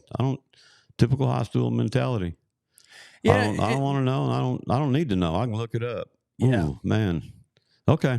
I was having this conversation with the guy the other day. He's a pretty big business owner here in the community. And he goes, man, what did he tell me? He said back in like the 80s, the average human knew, I can't even remember what the number he was said, but it was like 30,000 words. They had like 30,000 words in their head or something like that. And I'm just throwing out numbers. He said the average human now knows about 10,000 words. Mm. And he said, because everybody thinks I can look it up. I can find it. I can do it. They don't want to learn. So we have more information than we've ever had. Right. And a lot less knowledge and a lot less wisdom because of that simple fact of, oh, well, I can look it up, but you got to know how to look it up too. You got to know what to look up. We had a speaker come for our in-service meetings one time, and it was, oh God, it was these kids. There's like the ADHD thing, and I've attended a lot of the conferences over the years. I can sit here and tell you, everybody on the planet has some form of ADHD. Thank you very much. Everybody on the planet Earth has some form of ADHD. Oh, yeah. You know? Oh, yeah. Some And people back just in the day lean on when it I and grew use up, if you had a little bit of ADHD, you got to tune up with the leather belt. We got your attention, Well, some Now people it's use like, it as we're going to issue some drugs. Fuck Now we're going to yes. give you some Ritalin, and we're going to do something to jack you up. Dude, Gee I whiz, hate come that. on. I hate that. The biggest thing with ADHD is you take this kid who's you're forcing kids to go, and let's take a 7-year-old. You're taking a 7-year-old who needs to be playing, doing stuff with their hands, building Legos, linking logs, whatever the hell. Take them outside. They need to do something. They need to go play outside, but we're sitting them in a chair for 8 hours a day trying to teach them how to read. And It don't work. this kid's ADHD. We need to put him Don't on work. fucking Here- Adderall. Well, Yeah, well, here's an example. I've got a Belgian Malinois. You know what a Belgian Malinois is? oh, yeah. Okay. Well, these are the most hyperactive. These dogs need to run. They need to Yeah, work. They need to work. Yeah. Imagine taking the Belgian Malinois and keeping him inside all day. Inside, not letting him run whatsoever. Not letting him run. And he starts getting antsy, getting up, going to the doors. And, dude, what the fuck is... So then I go to the vet and get him on some medicine because he's super hyperactive. Get him to fucking realistically, he needs to you go need to run it outside out. and work and play and have fun and stretch his legs. Yeah. The same with the ADHD. Dude, and it's This- the same thing. The people with ADHD, let's say you take a 7-year-old and they've been sitting there and you put them on medicine. Well, now they're just mellowed out and they're just a shell of a kid in a classroom. That kid they might have the only thing that can break them out of the shithole system we have, right? They might have the energy and the drive, but they Yep. don't know what it is. They may want to be a welder. You may need to get them a This torch in their guest hand. speaker, the whole gist of their deal was, I want a solution. I know what the problem is. I want the solution. Yeah. But they're saying they're bombarded by so many sources of information. That's what their Yes. That's what their excuse of their whole presence in their statement was. I'm going, oh, okay. Well, I already knew that. Well, why are we paying you 5 figures to come in here and tell me something I already know? Jesus, I'm just a stupid welder, and I figured that out real quick. But so what? They're bombarded with all that. And that's, look at the platforms. It seems like our attention span is way less than what it used to be. I mean, I have met people, I had a guy come in from New York one time. I was going to teach him one-on-one, do some procedures. And after a couple of sample welds, I'm thinking, how in the hell did you get certs in 1G and 2G? Anyway, I said, and he's wanting to do all this different stuff. And I thought I was going to help him get his 3G, 4G certs, whatnot. He's wanting to do this. I said, dude, you're like an Irish setter. You can't pay attention for more than 15 seconds. Let's complete this task first before we move on, Yeah. God dang, frustrating. But and that's the way kids are. You can't. That's why some of these platforms of Snapchat and the super short videos. That's why they do well. We're so damn busy doing other stuff that we can't pay attention for more than 15, 20 seconds. Yeah. And we I have think such an some of urgency. that's good. But me, I'm old school. I grew up reading encyclopedias. That was our source of get your laughing out of the way over there, man. I'm telling you, that was what it was. Remember you want to know when- something, you got to go look at the dictionary. You got to go look at an encyclopedia. And remember when people had some money, that the supposedly wealthy people, they'd have all the encyclopedias at their house, A to Z. You know what I mean? Dude, full set of Britannicas, Oh, dude, yeah. with nice leather bound Yeah, backers on. you- Yeah, I had you the were whole rolling set. in it. And I was in them all the time. Yeah. I read all that stuff. I read a lot of stuff. I still do. Read novels. Who reads novels anymore? Nobody. I take a senior in high school and ask them how many books they've read in the last year.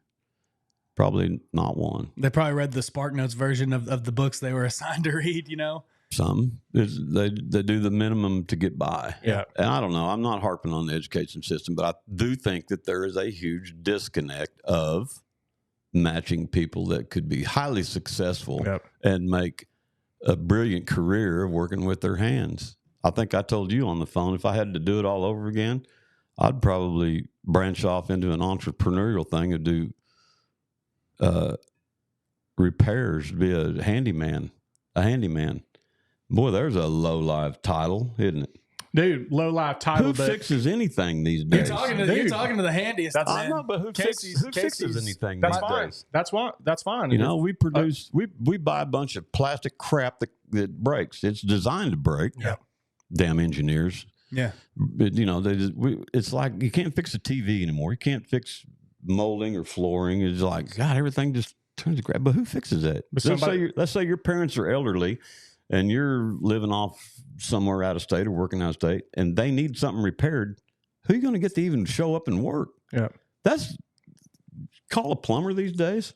How long does it take them to get there? We talk about plumbers a lot. Electricians. I mean, it's hard these days. I don't know. It's kind of frustrating. I get along with my years. I like to fix stuff. Mm-hmm. I really do. I like to, the last 3 or 4 years, 5 years, I do anything to save something from going in the scrap iron cemetery. Mm-hmm. Yeah, the way I've always looked at it is somebody's got to do it, and somebody at one time didn't know how to do it, and they learned how to do it. Yeah. Like, I think the second or third night that whenever I met my wife and I was seeing my wife, she had a 2-story house, and her toilet was leaking.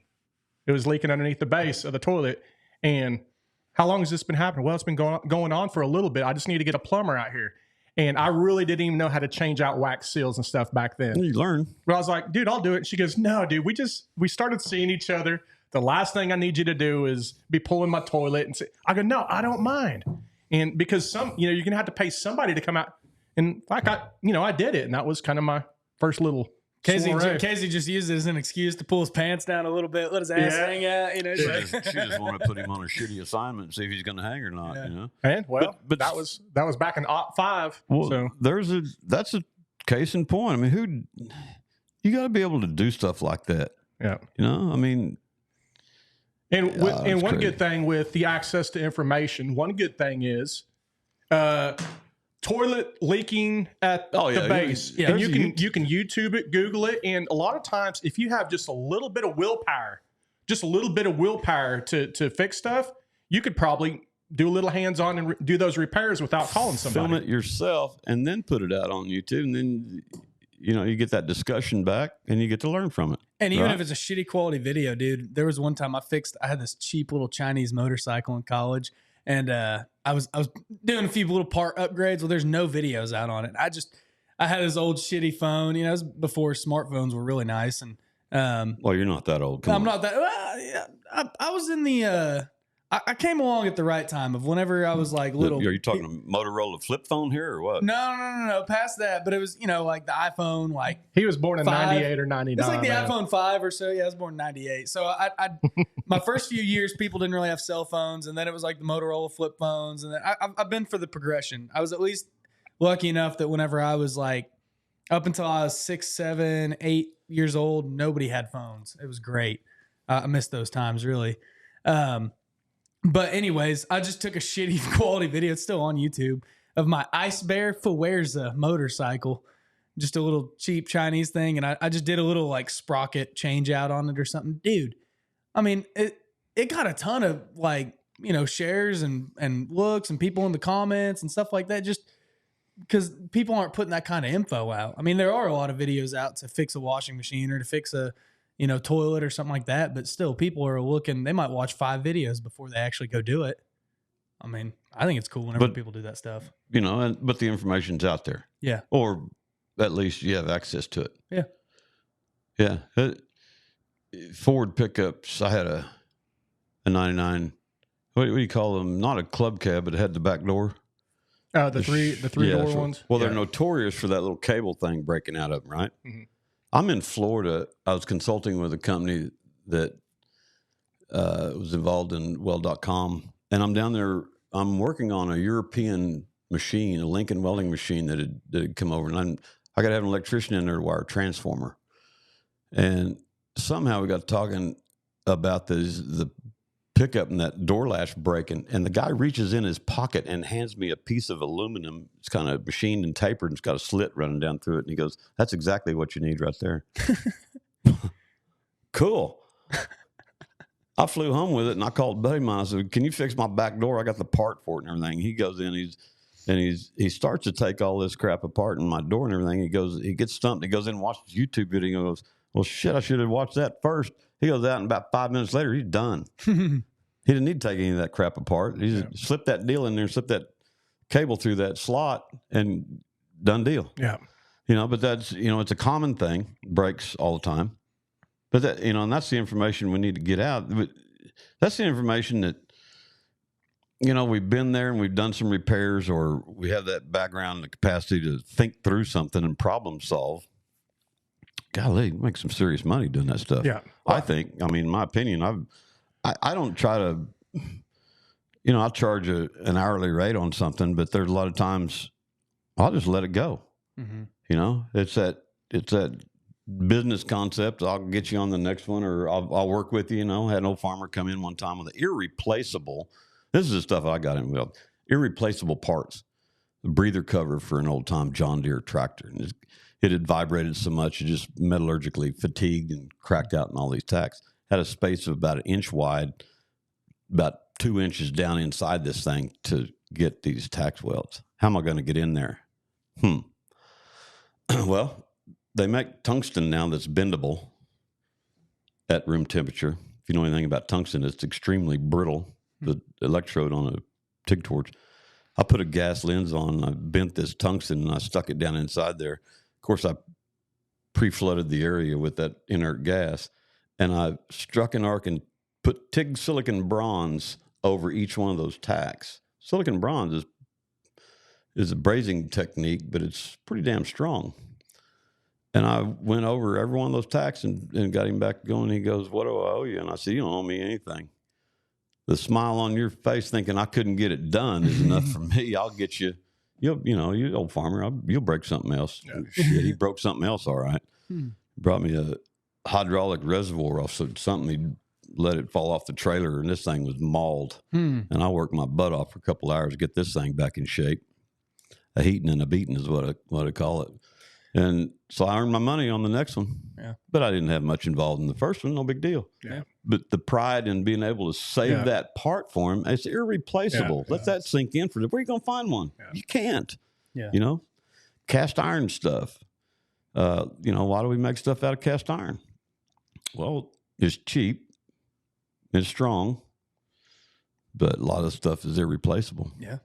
Unless you find it in a boneyard. Yeah. Car parts, we cast a lot of car parts. Crap metal, but strong. Strong by nature of the casting. And sometimes they break. Yeah. Especially when you got a crappy mechanic, doesn't know how to put lubricant on a bolt. He snaps it off in there or something, but you get car parts that crack, break, got to weld them up. Yeah. Well, James knows all about cast iron being shitty with some of his houses where the sewer lines, the 4-inch sewer lines are just cracked. Dude, Cass is notorious for just... Dude, you had a hell of a time with my most recent one. I have a 1920s rent house, and Casey, he goes, "Hey man, let's do some routine inspections under your houses, just kind of annual, make sure nothing's going on." We goes under there, and he starts sending me pictures, and he's like, "Dude," he goes, "it is disgusting under here." I was like, "What?" And he goes, "You have a sewer line. It's just leaking all over the crawl space down here." And you were just in it last year, so it's not like it's been there doing it for too terribly long. Yeah, it just started to fail. But it just was like nasty and just... Got some old-time houses around here, and there's a lot of possibilities for old-time breaks and stuff you'll get into. And then making the repairs a nightmare sometimes. Yeah, so his crawl space, which ideally is dry, should be dry. The further back you got to where the 4-inch main drain, where all the drains go into this 4-inch main drain leaving, it was just soupy, wet, nasty. And the crawl space wasn't, it was one to where I could, army crawl underneath, but if I would try to turn, especially underneath the floor joists, my shoulders or hips wouldn't even clear. So literally you had probably 18 inches of clearance. Then you had this repair to where this old cast that was soupy, literally shit water. been A little sitting there. essence in there, was there? Huh? A little essence. Little, Yeah. Dude, you're dealing with the two things I hate the most: raw sewage and tight spaces. oh God. Yeah, my Yeah. bruise on this finger was, I was trying to Sawzall. Is actually this old PVC that connected into the cast that failed. I couldn't reach, and I was laying prone on my stomach, and right once the Sawzall cut through the 4-inch pipe, I kind of reached my hand out to catch it. Well, when I did, I was still pulling the trigger on my Sawzall. And luckily, I had gloves on, just little thin nitrile gloves. And that Sawzall had hit the corner of my finger here. And it's one of those deals I couldn't get outside because I entered the crawl space way over there through all the mud and the muck. And when it hit, for a second, I thought I literally was going to have to go to the ER. But luckily, when I pulled my glove off, there's just a little blood. But man. Did it just hit your nail? Or did it? Yeah, it just hit your nail. It had just hit my nail, kind of like right where it kind of ties into my finger. You can still see the blood blister. That happened 2 weeks ago. Those types of cuts and injuries are tough to heal because of the nasty shit. Yeah, grinder cuts. Oh, that's the worst. Yeah, grinder cuts on your hands and fingers, whatever. Safety stuff. I'll go in and I'll do a demonstration or presentation, speak to a group or something. And I can always, hey, it's up. You want to laugh? We laugh every day in our classroom. We just don't do anything stupid, but I could go in and make a safety awareness and talk about a situation that I was involved in or something and make it a little bit funny, but it happens. And think about this for a second. Have you ever been doing something, been operating something, and you think wait a minute, this could happen. This might be a little unsafe, and it happens. You know? Yeah, you knowingly, but you only have 5 seconds to do it. But it won't happen to me. Yeah, right. Exactly. It's that moment in time you can't get back. You'll never get it back, and it might have just changed your life. Yep. You lose an eye or you lose a finger or something. You think, God damn it, I knew that was going to happen. Yeah. Shit. Yeah. You got to have that awareness, that safety awareness. And so I was operating one time down here, and we were rerouting a drain line in the boiler in R&D, all the paperwork and everything. And I was a fitter that day, and I had been operating this 1/8-inch grinding wheel correctly all morning long, grinding out root paths, starts and stops, whatnot, and had my face shield down, and I wasn't flexing the blade or anything, been operating this thing, and all of a sudden it exploded. And that is a microsecond in time when that happens. Your grinder's spinning 11,000 RPM. What centrifugal force? I heard it hit the face shield. I heard it. Of course, I stopped, unplugged the grinder. I'm getting ready to change the wheel out, and operators, there's 2 or 3 guys they're operators there in R&D. They come over and they go, "You okay?" I said, "Yeah, just startled, They go, "Mate, want to go check your face?" It looked like somebody hit me with a bullwhip right here on the cheek. Oh shit! I had a big old welt right there underneath my eye. Well, how did it get there? I mean, the face shield against my chest, and this thing hit. I don't know, but had I not been wearing that, might have got my eye. Might have been a direct hit. But that's this kind of stuff that can happen. You got to be aware of that kind of. Yeah. Well. Don't take stuff for granted. I see a lot of people cutting corners, young people that I guess they've been trained that they don't know the real safety issues involved in operating some equipment and stuff. Yeah, it took me till I got older to realize how important safety was, because you realize you still nip your finger. I mean, shit happens every day. I mean, yes. Not to make excuses on this, right? But this was not to make excuses. Right. But anyway. But analyze the situation. You don't want to be there. You want to get it done. You want to get out of there. Yeah. Yeah. But when you make it personal, that's when hopefully it hits home for other people, when you have personal stories, like whether it happened to me or, hey, a buddy of mine, Mike down the street, it's always Mike. Yeah, Mike. Well, this happened with Mike, 3 years ago, and he's lucky he's still alive. And to go off of your grinder story, which I've mentioned it before on here, because those grinders are kick ass, especially when you put on cut off wheels. Shit, yeah. I mean, they're awesome to use. They're an awesome tool to use, right? But the video that struck home with me about proper PPE when you're grinding is not only should you wear, glasses with the side shields and hopefully have, your shield, your on, full face shield, yeah. Like you have. But this one that struck home with me was a guy had chucked up a cutoff wheel that wasn't rated for the RPMs of his grinder and was cutting. And the RPM, it's got an RPM rating of X, right? Well, this wheel that was on there wasn't rated for the high RPMs of the grinder. And sure enough, when he was cutting, it just basically disintegrated and killed him right there on the spot when it exploded. Oh shit! Oh, hit the right vein. Yeah, I mean, so there you go. And dude, I thought you just fucking bought a grinding wheel and you chucked it up in your grinder. I never thought about matching the RPM Stuff we take for granted. You know what I mean? But that's you've seen these chop saws. We had one at the school. It was called Severett by Everett, and it was run on 3 V-belts. This thing was on a stand, and it had a piece of pipe up here for your handle. Well, when you hit the switch, you didn't want to, and it had a spring that went back against the rest. You didn't want to have it in your hand and hit the switch. Damn thing had a lot of torque. It'd pull it back out of here. So it had a 14-inch chop saw blade in it, 3/32 thickness. And I'd been cutting a lot of stuff all day. And I was standing there, and for some reason, on this particular cut, I thought, man, that blade's lined up right directly down through my center line. Maybe I should step to the side just a little bit, and I did.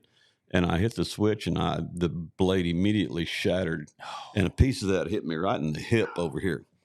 Now, had I been standing with it lined up with my center line, got him. I might have got hit in the caniculias there with a piece of, and gee whiz, that would have hurt like hell. That was a self-induced vasectomy right there. I mean, little stuff like that.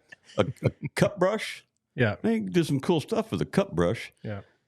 If you ever get bound up, your shirt gets bound up in a cup brush, like we're wearing hoodies and we got the strings hanging down. You notice mine are on the inside by habit. Yours are on. Man, you get to leaning over working on something, and you get bound up in a grind. You can't let go of the trigger.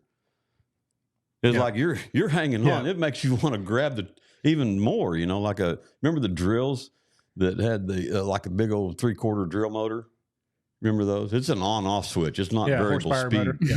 Oh shit! Yeah. Big old heavy duty job. Well, if you hit a knot hole or something, or you get bound up, that thing will spin. It'll break your wrist. Yeah, You operate one. You want to go thread a piece of pipe that goes in the side and find the nearest beam or something and take care of that backlash on there. It'll spin around. And take your. I ran a hammer drill. Speaking of which, I ran a hammer drill first. Real construction job I had a broken wrist. Salty foreman I was working for. I walk in. First time I'd met him, I dealt with the office staff and stuff. I hadn't met the superintendent of the job yet. And he just looks at me. I have a cast on my arm. And he's just, boy, that's a great fucking first impression. Well, I spent that a good couple weeks of that summer in the heat with one of them big ass hammer drills like that just no variable speed. On or off, man. On or off. And what I was doing is I was drilling into a brick wall at NOC, the college. And I was doing, for the ducts, the air ducts, and I had to hammer drill all these holes, and then I'd put the paddle bit on and chip at it for a while, and I'd drill back. And going through brick is hard. I mean, it'd take you a week just to do one hole, 2 foot by 3 foot. I mean, it was terrible, just all day, but man, you get that thing just barely not lined up. It's got to be perfectly straight, and if you get tired or anything, you do that just a little bit, man, that thing keep going and clock me in the face. Yeah. I can't tell you how many times I've been uppercut in my wrist. In the jaw. My wrist that was already broken sometimes I'd be hanging on to it and it just take you around. Break the other wrist. I just re-broke that break thing. the other wrist, get it done. You wear a 2 cast on there, huh? Yeah. When you're talking about them brush cut wheels, are you talking about the wire ones? Cup brushes, yeah. And how they'd get by, if you had any like loose clothing, it'd bound up in it. Yeah. You always got to impress upon the fact that the right-hand side of the wheel is friendly and the left-hand side of anything in a tool is ugly. Right. Like if I'm grinding and prepping material or whatever, and I'm grinding with the right-hand side of the wheel, I'm shooting my sparks to the floor. Yeah. But if I'm over here on the left side of the wheel, I'm launching sparks at you. Yeah. That's not cool. Plus, if I'm using the left-hand side of the wheel, the kickback's going to send it toward me. right? Yeah. And if I'm using the correct side of the wheel, Yeah. if it gets bound up or kickback, it's going away from me. Yeah, that's that. I don't want anything coming at me. That's that line of fire stuff that we try to preach about. I was thinking about that. Well, I wanted to go off with something with the brush cup wheel. The same concept. I know it's a sidetrack, but it just reminded me of it. This whole thing's a sidetrack. What are you talking about? Yeah. So, you know the gar that we got out here below the dam or in Call Lake. My old man. The what? The gar, GAR. Oh yeah. Fish, alligator gar. When they put Yeah. the dam, put the dam in there, they encourage us to go downstream and hook foul hook fish. Yeah, we used to do that a lot. Yeah, well, those aren't alligator gar, by the way. They're like stuffed they nose not? or whatever. No. Oh. No, They're still big and ugly in their gar. The alligator gar are down in Texas. They're huge. Yeah. But my old man was on a kick nobody eats gar, but the only reason why is they're so tough to clean. Mm-hmm. If you can get past the real tough skin and get into their meat, I mean, it's like a big old fillet, but a lot of people don't We're eat down them. there foul hooking them with a treble hook. Yeah. And putting them in a pile behind us, and there's these guys come down. I don't know where Wichita. They had a double bladed axe, and they're behind us over there flaying that stuff out. Yeah, they're a delicacy. I mean, they are. They really are. So whenever the coon asses, that was the nickname of them. All the guys from Louisiana were coming up doing turnarounds. Yeah, they were saying you get gar meat, you could sell it down there for it was like $4 or $5 or $6 bucks a pound. Yeah. So my old man got on this kick. We're going to go out and catch some gar. Well, to go off on your brush cup deal, I'm going to tie this back in. One of the tricks he had learned was take a treble hook, hook it onto whatever surf rod that you have, but take nylon rope and just put it on your treble hook and have the nylon rope to where it's frayed. Oh, yeah. And when you throw it down, caught up in that. And yeah, when you throw it down in the water, the gar, they're kind of trash fish. They'll think that, hey, there's some bait there. Well, when they bite it, their teeth are like that brush cup wheel. Mm-hmm. And when they get into that nylon rope, then they start spinning like an alligator. They ain't getting out. Then you just reel them in. Huh. So there's my tie-in. That's wild. You like Good that? stuff. Hell yeah, I do. Yeah. They built Call Lake. They facilitated for the power generation, but they didn't put it in at that time. Right. And then they came back in years later, and they put the generator and all that. Yeah, put all that stuff in there. I did all the piping that's underneath the dam. Really? Yeah, I did. I'd still love to tour that thing. I've been inside of it one time. I didn't tour it, but I just went inside because I was giving somebody a quote for some work actually outside. But he's like, "Oh, come in real quick." And I went. I mean, dude, it's like you walk into a military space sci-fi movie or something. Yeah. It's wild. I toured that before that job started, and of course, you walk in there, and I put my hand on this wall. I'm like 60, 70 feet down. On the other side of that wall is Call Lake. Yeah. You're thinking, God damn, a little pinhole, and this thing would explode. Did a lot of pressure from all that water in there. But, God, I got a funny story to tell you about that. We'll do it later on. So anyway, here we are talking about all this gory stuff that can happen of working with your hands and in the trades and whatnot. Gee whiz, I've been around some dangerous stuff, but if you're smart enough to always pay attention to your surroundings and your stuff. We talked about stuff in the refinery. I welded on gasoline lines and diesel lines, and you're talking about high-end propellants like isopentane, butane, all that kind of stuff. Remember the Oxy NGL plant over in Blackwell? Oh, yeah. That had a lot of old vessels in there from John Zink. We did a lot of work over there in the cooling towers. Steve Bookout and I would go over there. We were contracting. We were with Mitchco at the time. But, working out, there's inherent dangers. But if you know what you're doing, getting it done, and it's okay. The movement, and I said the timing of it, I want to start putting media out again. And supporting various organizations, I should say. For a long time, I've helped students out. Nobody needed to really know about it, but if somebody was kind of underprivileged or didn't have the money for a PPE or some piece of equipment, and it was a make or break whether they could be in the program or not, I'd help them out. Unspoken. I'll go buy something, and they'll pay me back eventually. Or the fact that they go out and get a job and they're doing okay, and their parents are beating them down, telling them that they'll never amount to anything. That hacks me off more than anything. Oh, it pisses me off. You know, we support kids in that fashion, and they go out, and the day they graduate, they got a decent job, and they're making more money than their parents combined. And we get them out of that toxic environment of being in that household. That to me is enough. You know, maybe it cost me $100. I don't give a damn. I've been doing that for years and years and years. And then last year, I was invited to be on the board of directors of the Hooded Heroes, the same foundation that Ian Freeman's on. Yeah, and it's not a handout; it's a helping hand. But it's one of those situations where somebody might be at that cusp level that they don't have enough PPE, or they need something.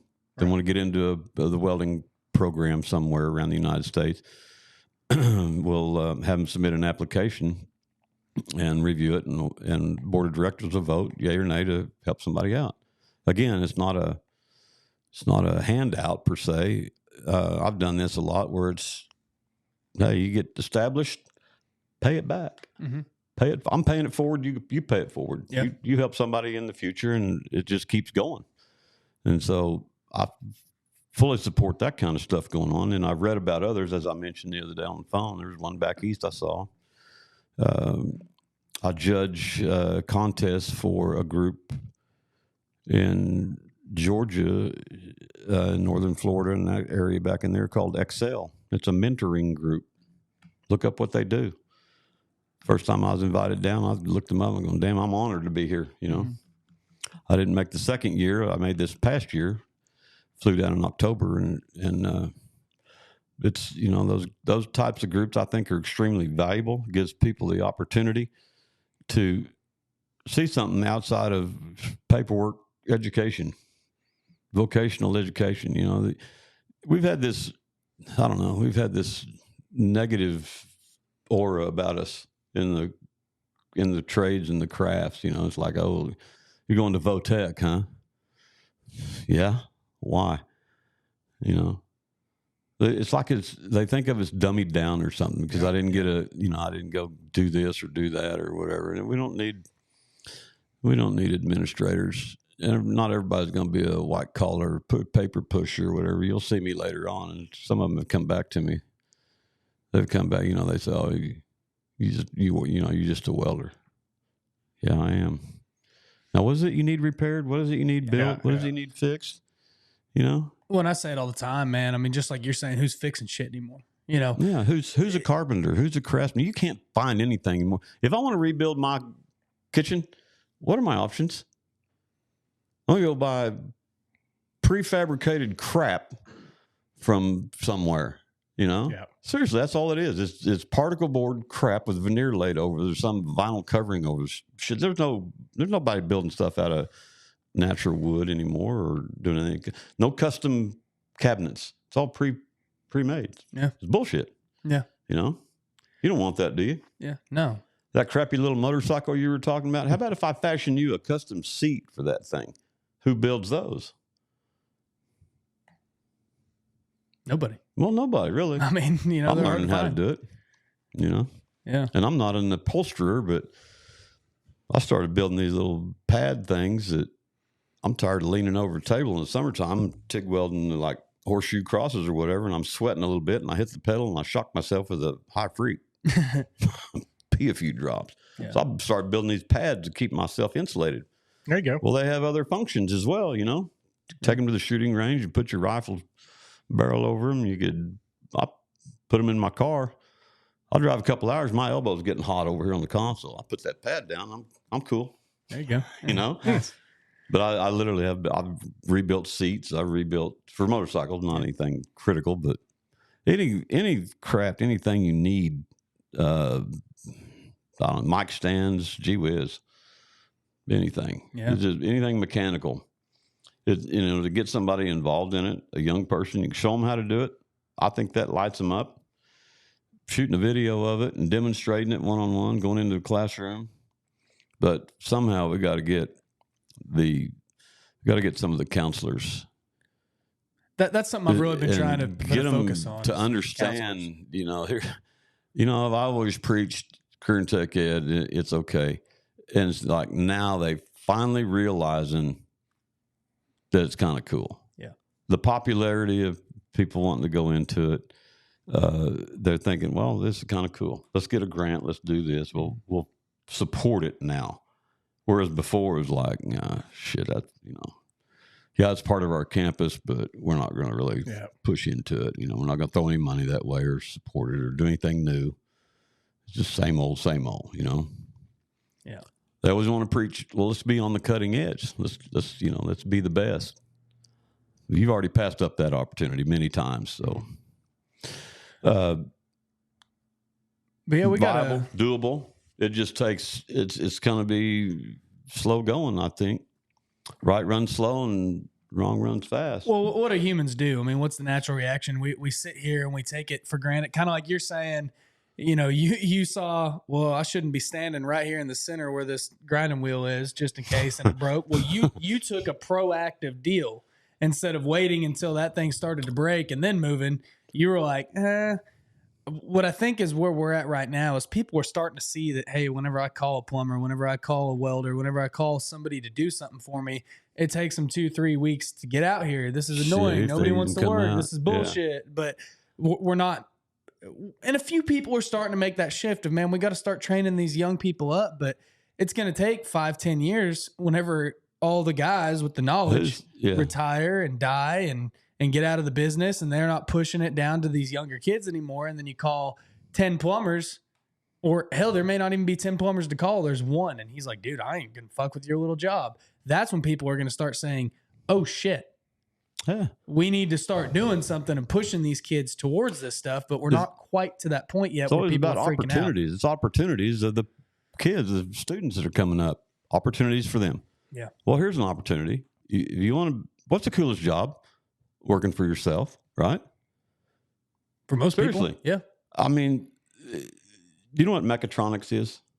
I've not really. It's an actual word, Japanese term, isn't it? Mechatronics. Think about this. It's like the automation of hydraulics, pneumatics, electronics, PLCs, and all that stuff. Think about food processing. Think traffic lights. Mm-hmm. Gaming. Okay, you with me? Yeah. That's a hard program to sell around here. They don't get it. They don't understand it. You go to Milwaukee or something and, oh, hell yeah, we're involved in that. But if you take somebody that's gone through that can understand that mechanical and automated processes and all that kind of stuff. GE doesn't have a problem writing $15,000 check for a couple of days to come in and calibrate a piece of equipment that they're using on aircraft production or something. Yeah. I've seen it happen many a time. You can work your own hours. You can charge $250, $350 an hour. Easy. They don't have a problem doing it as long as you know what you're doing and go in and calibrate some machine. Hell yeah. Yeah. Yeah. And you can do stuff on your own when you want to do it. You could set your hours and work at night. Yeah. Find some niche. Find some entrepreneurial niche that people need. People are going to need in the future, whatever. These kids could set themselves up as a freaking gold mine and network that. Golly, I mean, I just see all kinds of opportunities. But again, I'm old school, and I'm preaching stuff, Yeah, and I think the big thing is we've got to take, and this is why we have this podcast, right? Is to get guys like you on here to say, here's some opportunities. It's a voice to and give, exactly. Give some of these guys. I mean, like I didn't know about mechatronics. I mean, I've heard the term. Vague sense of what it is, but there are programs. We had one at the college, and it was tough to sell. I mean, it was tough to sell. Airframe and power plant, that's kind of easy. Yeah. GE required that before you could go to work for them. Old school information and knowledge and stuff, but still that's one of the things that was required. Minimum standards, workmanship standards. You got all kinds of organizations that are involved in these trades. You got NCEER or NCCER. Can't remember. Anyway, you got OSHA standards, skills standards, you got fire codes, electrical codes, you got all that kind of stuff. Yeah. If you know them, you can kind of work within them and, work safe, produce cool products, repair cool products, and make some money. Yeah. And people don't realize, everybody... And be valuable to society instead of sitting on your ass and playing games all day long. Well, and a lot of kids, they want the sexy job, right? They want the YouTube or they want the professional gamer, or they want an Instagram influencer. You know, Exactly. a lot of people want these jobs that are quote unquote sexy, but they don't realize that to make serious money doing that, you've got to be number one. I mean, you've got to be best of the best, and very few people are. And you have to put a lot of work into it. It takes a lot of work. It's not just, fucking, I'm going to play video games and film myself and become a millionaire. But jobs like this that you're saying, these opportunities, you can go out and you can make great money relatively quickly at a relatively young age right now. I don't think that there's ever been a time where you can make the kind of money you can at 21 years old with nothing more than a piece of paper or certification and basic knowledge. Skill sets. Because people just need that. Yeah. Exactly. Got to be able to show up on time every day. That work ethic is extremely valuable. Well, I mean, would you want to be an HR person these days? No, hell no. That's got to be the toughest job on the planet. You're filling out paperwork every day. Why somebody couldn't show up for work and they got fired, and you got to replace them. And everybody, that's got to be frustrating. Yeah. I mean, we got to get beyond all that kind of stuff. Well, I mentioned to James one of the last podcasts that our roofing crew. Did you ever know Larry Walco? I don't think so. Yeah, Countryside Roofing. He was out of Newkirk. I roofed with him a bunch in the 90s. Roofed around Blevins and stuff too. But like I was mentioning to James, we were hazing some of our Hispanic workers. And I was like, it's not like he could run to our HR crew back then because we didn't have HR crews with our 5-man roofing crew, you know? Yep. And HR makes it hard on the industry. I'm not going to lie. I mean, not always. I mean, there's some great HR people and there's some great companies that have figured out that, hey, we can't just rule our people to death. But man, and I see what you're saying. Like, and it's not just young guys, it's everybody of all ages. It is hard to get people to show up on time and be there, and it's always an excuse. Take pride in what they're doing. You ask for help. If you ask me to do something, I'm thinking everything around the whole situation. I'm going to take ownership in it, and I'm going to see it to completion. But if you ask people these days, hey, can you do this for me? It's like they might not even finish what you ask them to do. They do a little bit, but they don't do it all, and then they left you with a stinky pile of mess that you got to clean up and finish the project of what they should have done. Mm-hmm. You see what I'm saying? Yeah. God, that's frustrating. It's like take ownership in what the task was. Yeah. Please. Yes. Finish it, Yeah, finish what you started. Well, hey, I got to start wrapping up here, but we do have a question we always ask our guests, and that is, what is the dirtiest job you have ever had to Dirtiest do? job? That's a good question. And I got to think back. What's the dirtiest job? Dirtiest atmosphere type been in, or whatever? Anything. What? Anything? Just the job where you say, it's the job where, to hell with this, I want to drag up. I don't need this crap. Yeah. Just it's dirtiest situation, just. Well, having the ability to flush that type of memory from my head, wash my hands, and get back to happier times. I've been in some brutal situations of being inside of a cement truck in the summertime, welding patches on something that broke out, stuff like that. God, I don't know. There's been a few of them. I can't recall anyone being outstanding over the other ones. I'll just take the cement truck thing. Just welding inside of a concrete drum. Well, it was right down the street here, and had to patch in where the drum turns. It just wore out from all the aggregate and the braces and everything. I had to patch some stuff in there, and God dang it, wasn't fun. Or being down at Carbon Black in the bag house, putting up a new cone or something in there, and pulling leads up 3 stories, and then have somebody else steal my welder and all that. Of course, their welding machine was not set correctly after that, because every time I walked by the truck, because either minimum or maxed out. Don't steal my leads after I take the effort to pull all that crap up 3 stories and tie it off and get it all set up for myself. You just took my gravy.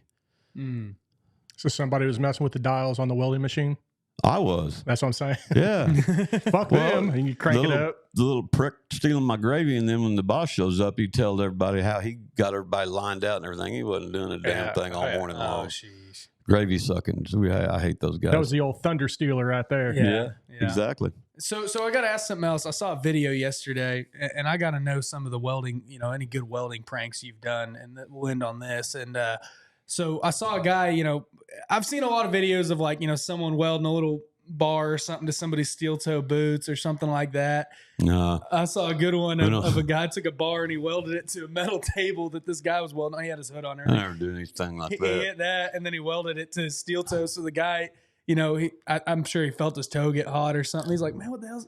And he's shaking it. I worked with a guy that was, I don't know how he did it. He's like a magician, but he somehow, he knew when you were going to have to shove your face up into some corner and weld with one eye shut and with a MIG gun or something.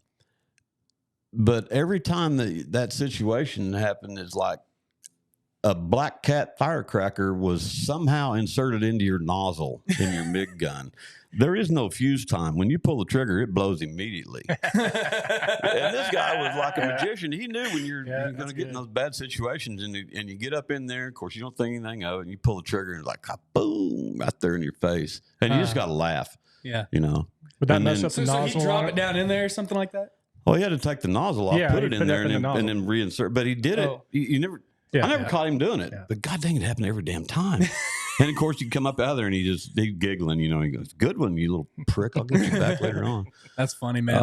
You remember the Quonset hut down here where Michiko was, not next to the cafe?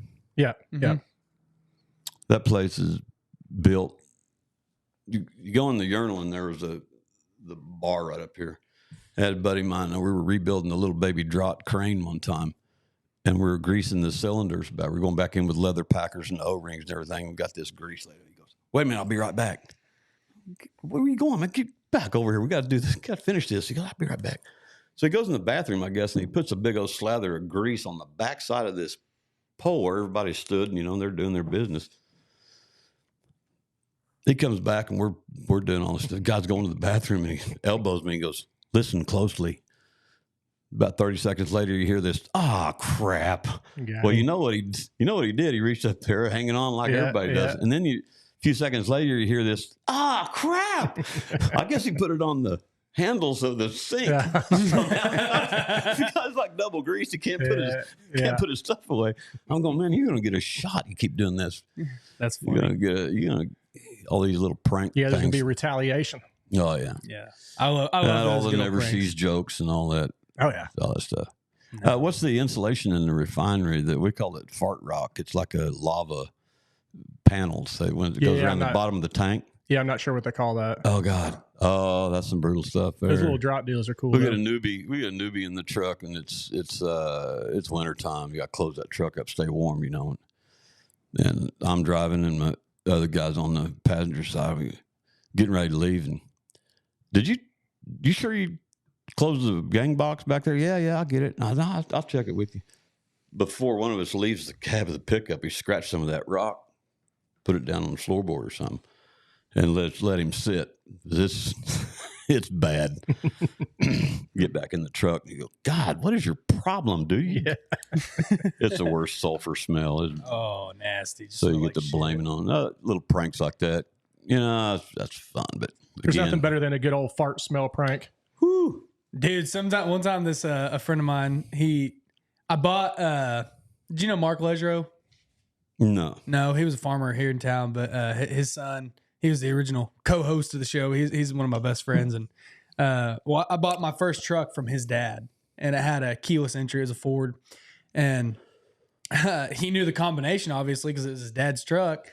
Well, he'd always be fucking with me, and he took some liquid ass one day, and they broke into my truck, and they sprayed it all over the damn truck and everything.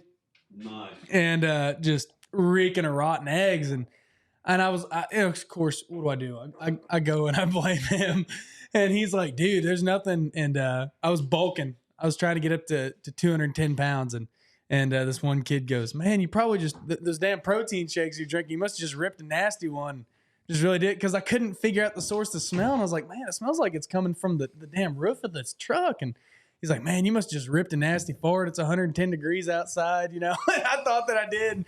And I was like, man, it must have been that nasty fart I ripped this morning there. And he finally just goes, dude, we sprayed a liquid ass in your truck.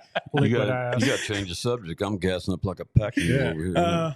Well, hey, I got to get going. I got to meet my wife here in a minute. So let's just. Honored. Hey. I have put some notes together here, and I got a bunch of them floating in my head about some of the direction that I could possibly do to help you, if I can do anything to help. Oh man, we're always looking. You know, our mission is to bring people to the trades, right? So, and I know that you've been doing that for a long time. So, man, anything we can do to help you and you help us, and we work together. I mean, that's what we're all in this together, right? I mean, yes, sir. We're all absolutely. So, well, hey, it's a pleasure to have you on. Where can people follow you at? My Instagram is ram_nation58 on Instagram. Same on TikTok.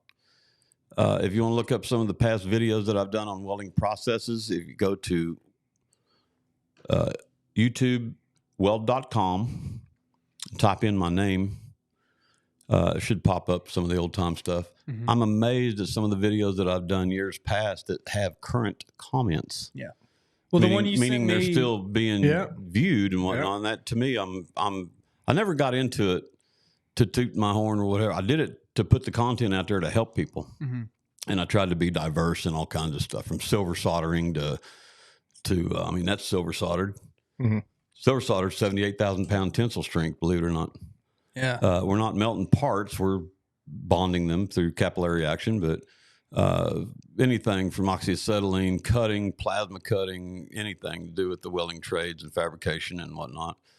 I can't believe you're showing that. I hadn't even patented that yet. Somebody's going to kite my idea. I mean, patented. No, I'm kidding. Anyway, that's like a custom collar that I had machined out for the set screws, and I'll somehow fashion a wheel for support on there too. Find a bearing of sorts. Anyway, that's how to get a hold of me. I still take messages from people all over. Again, I try to get back to everybody. I try to, if I can help somebody, I surely will. Yeah. And again, I don't know it all, don't claim to, but every time I learn something, gee whiz, I get to share it somewhere else, Yeah. Yeah. That's awesome. Kind of what's fun. Yeah. Along the road. And I've had people get a hold of me with some fairly complex issues, of which I have to go tap into some resources that I may know. One of them's an old guy from Nebraska now that he knows. He's my last phone call, pretty much. I've exhausted all other resources, and I go to him. And sometimes he knows, and sometimes he doesn't. That's awesome. Anyway, well, yeah, and I'm not a welder, but I've watched some of those videos myself, and I mean, they're awesome. And I mean, some of them have millions of views too, which is incredible. And you pour your heart and soul into some content till you think, oh shit, this is going to be a hit. I mean, this is going to get some views, and it goes flat, 15, 20,000 views or something. And then you put one together you think, that's pretty basic stuff. We'll do it, 7 million, 8 million views or something. It's people don't realize, to guys like you who've been doing it a long time, it's common sense. But what's the funny? They're unfinished. But it's the basic stuff that people are hungry for. Like, I was listening to a podcast of a guy putting together some training content, and he said our number one video is literally how to assemble a hard hat. It's just like, damn, it's the most basic shit. People are hungry for that basic knowledge right now. Yeah. So yeah, exactly. Anyways, guys, it has been awesome. We'll definitely do this again. We've been rolling here for a couple hours, and so we'll do it again. We'll try to keep it toned back a little next time, a little shorter in the time. Oh, who cares? We don't care. But hey, guys, thanks for listening. Be sure to follow Bob, follow us at Dirty and Driven, and share the show, man. It just helps get the message out there, and share it with someone who you think could benefit from it, somebody who may want to enter the trades, or somebody who might just enjoy it, some of these awesome stories. But anyways, guys, thanks for being here today. Thank you. By God. By God.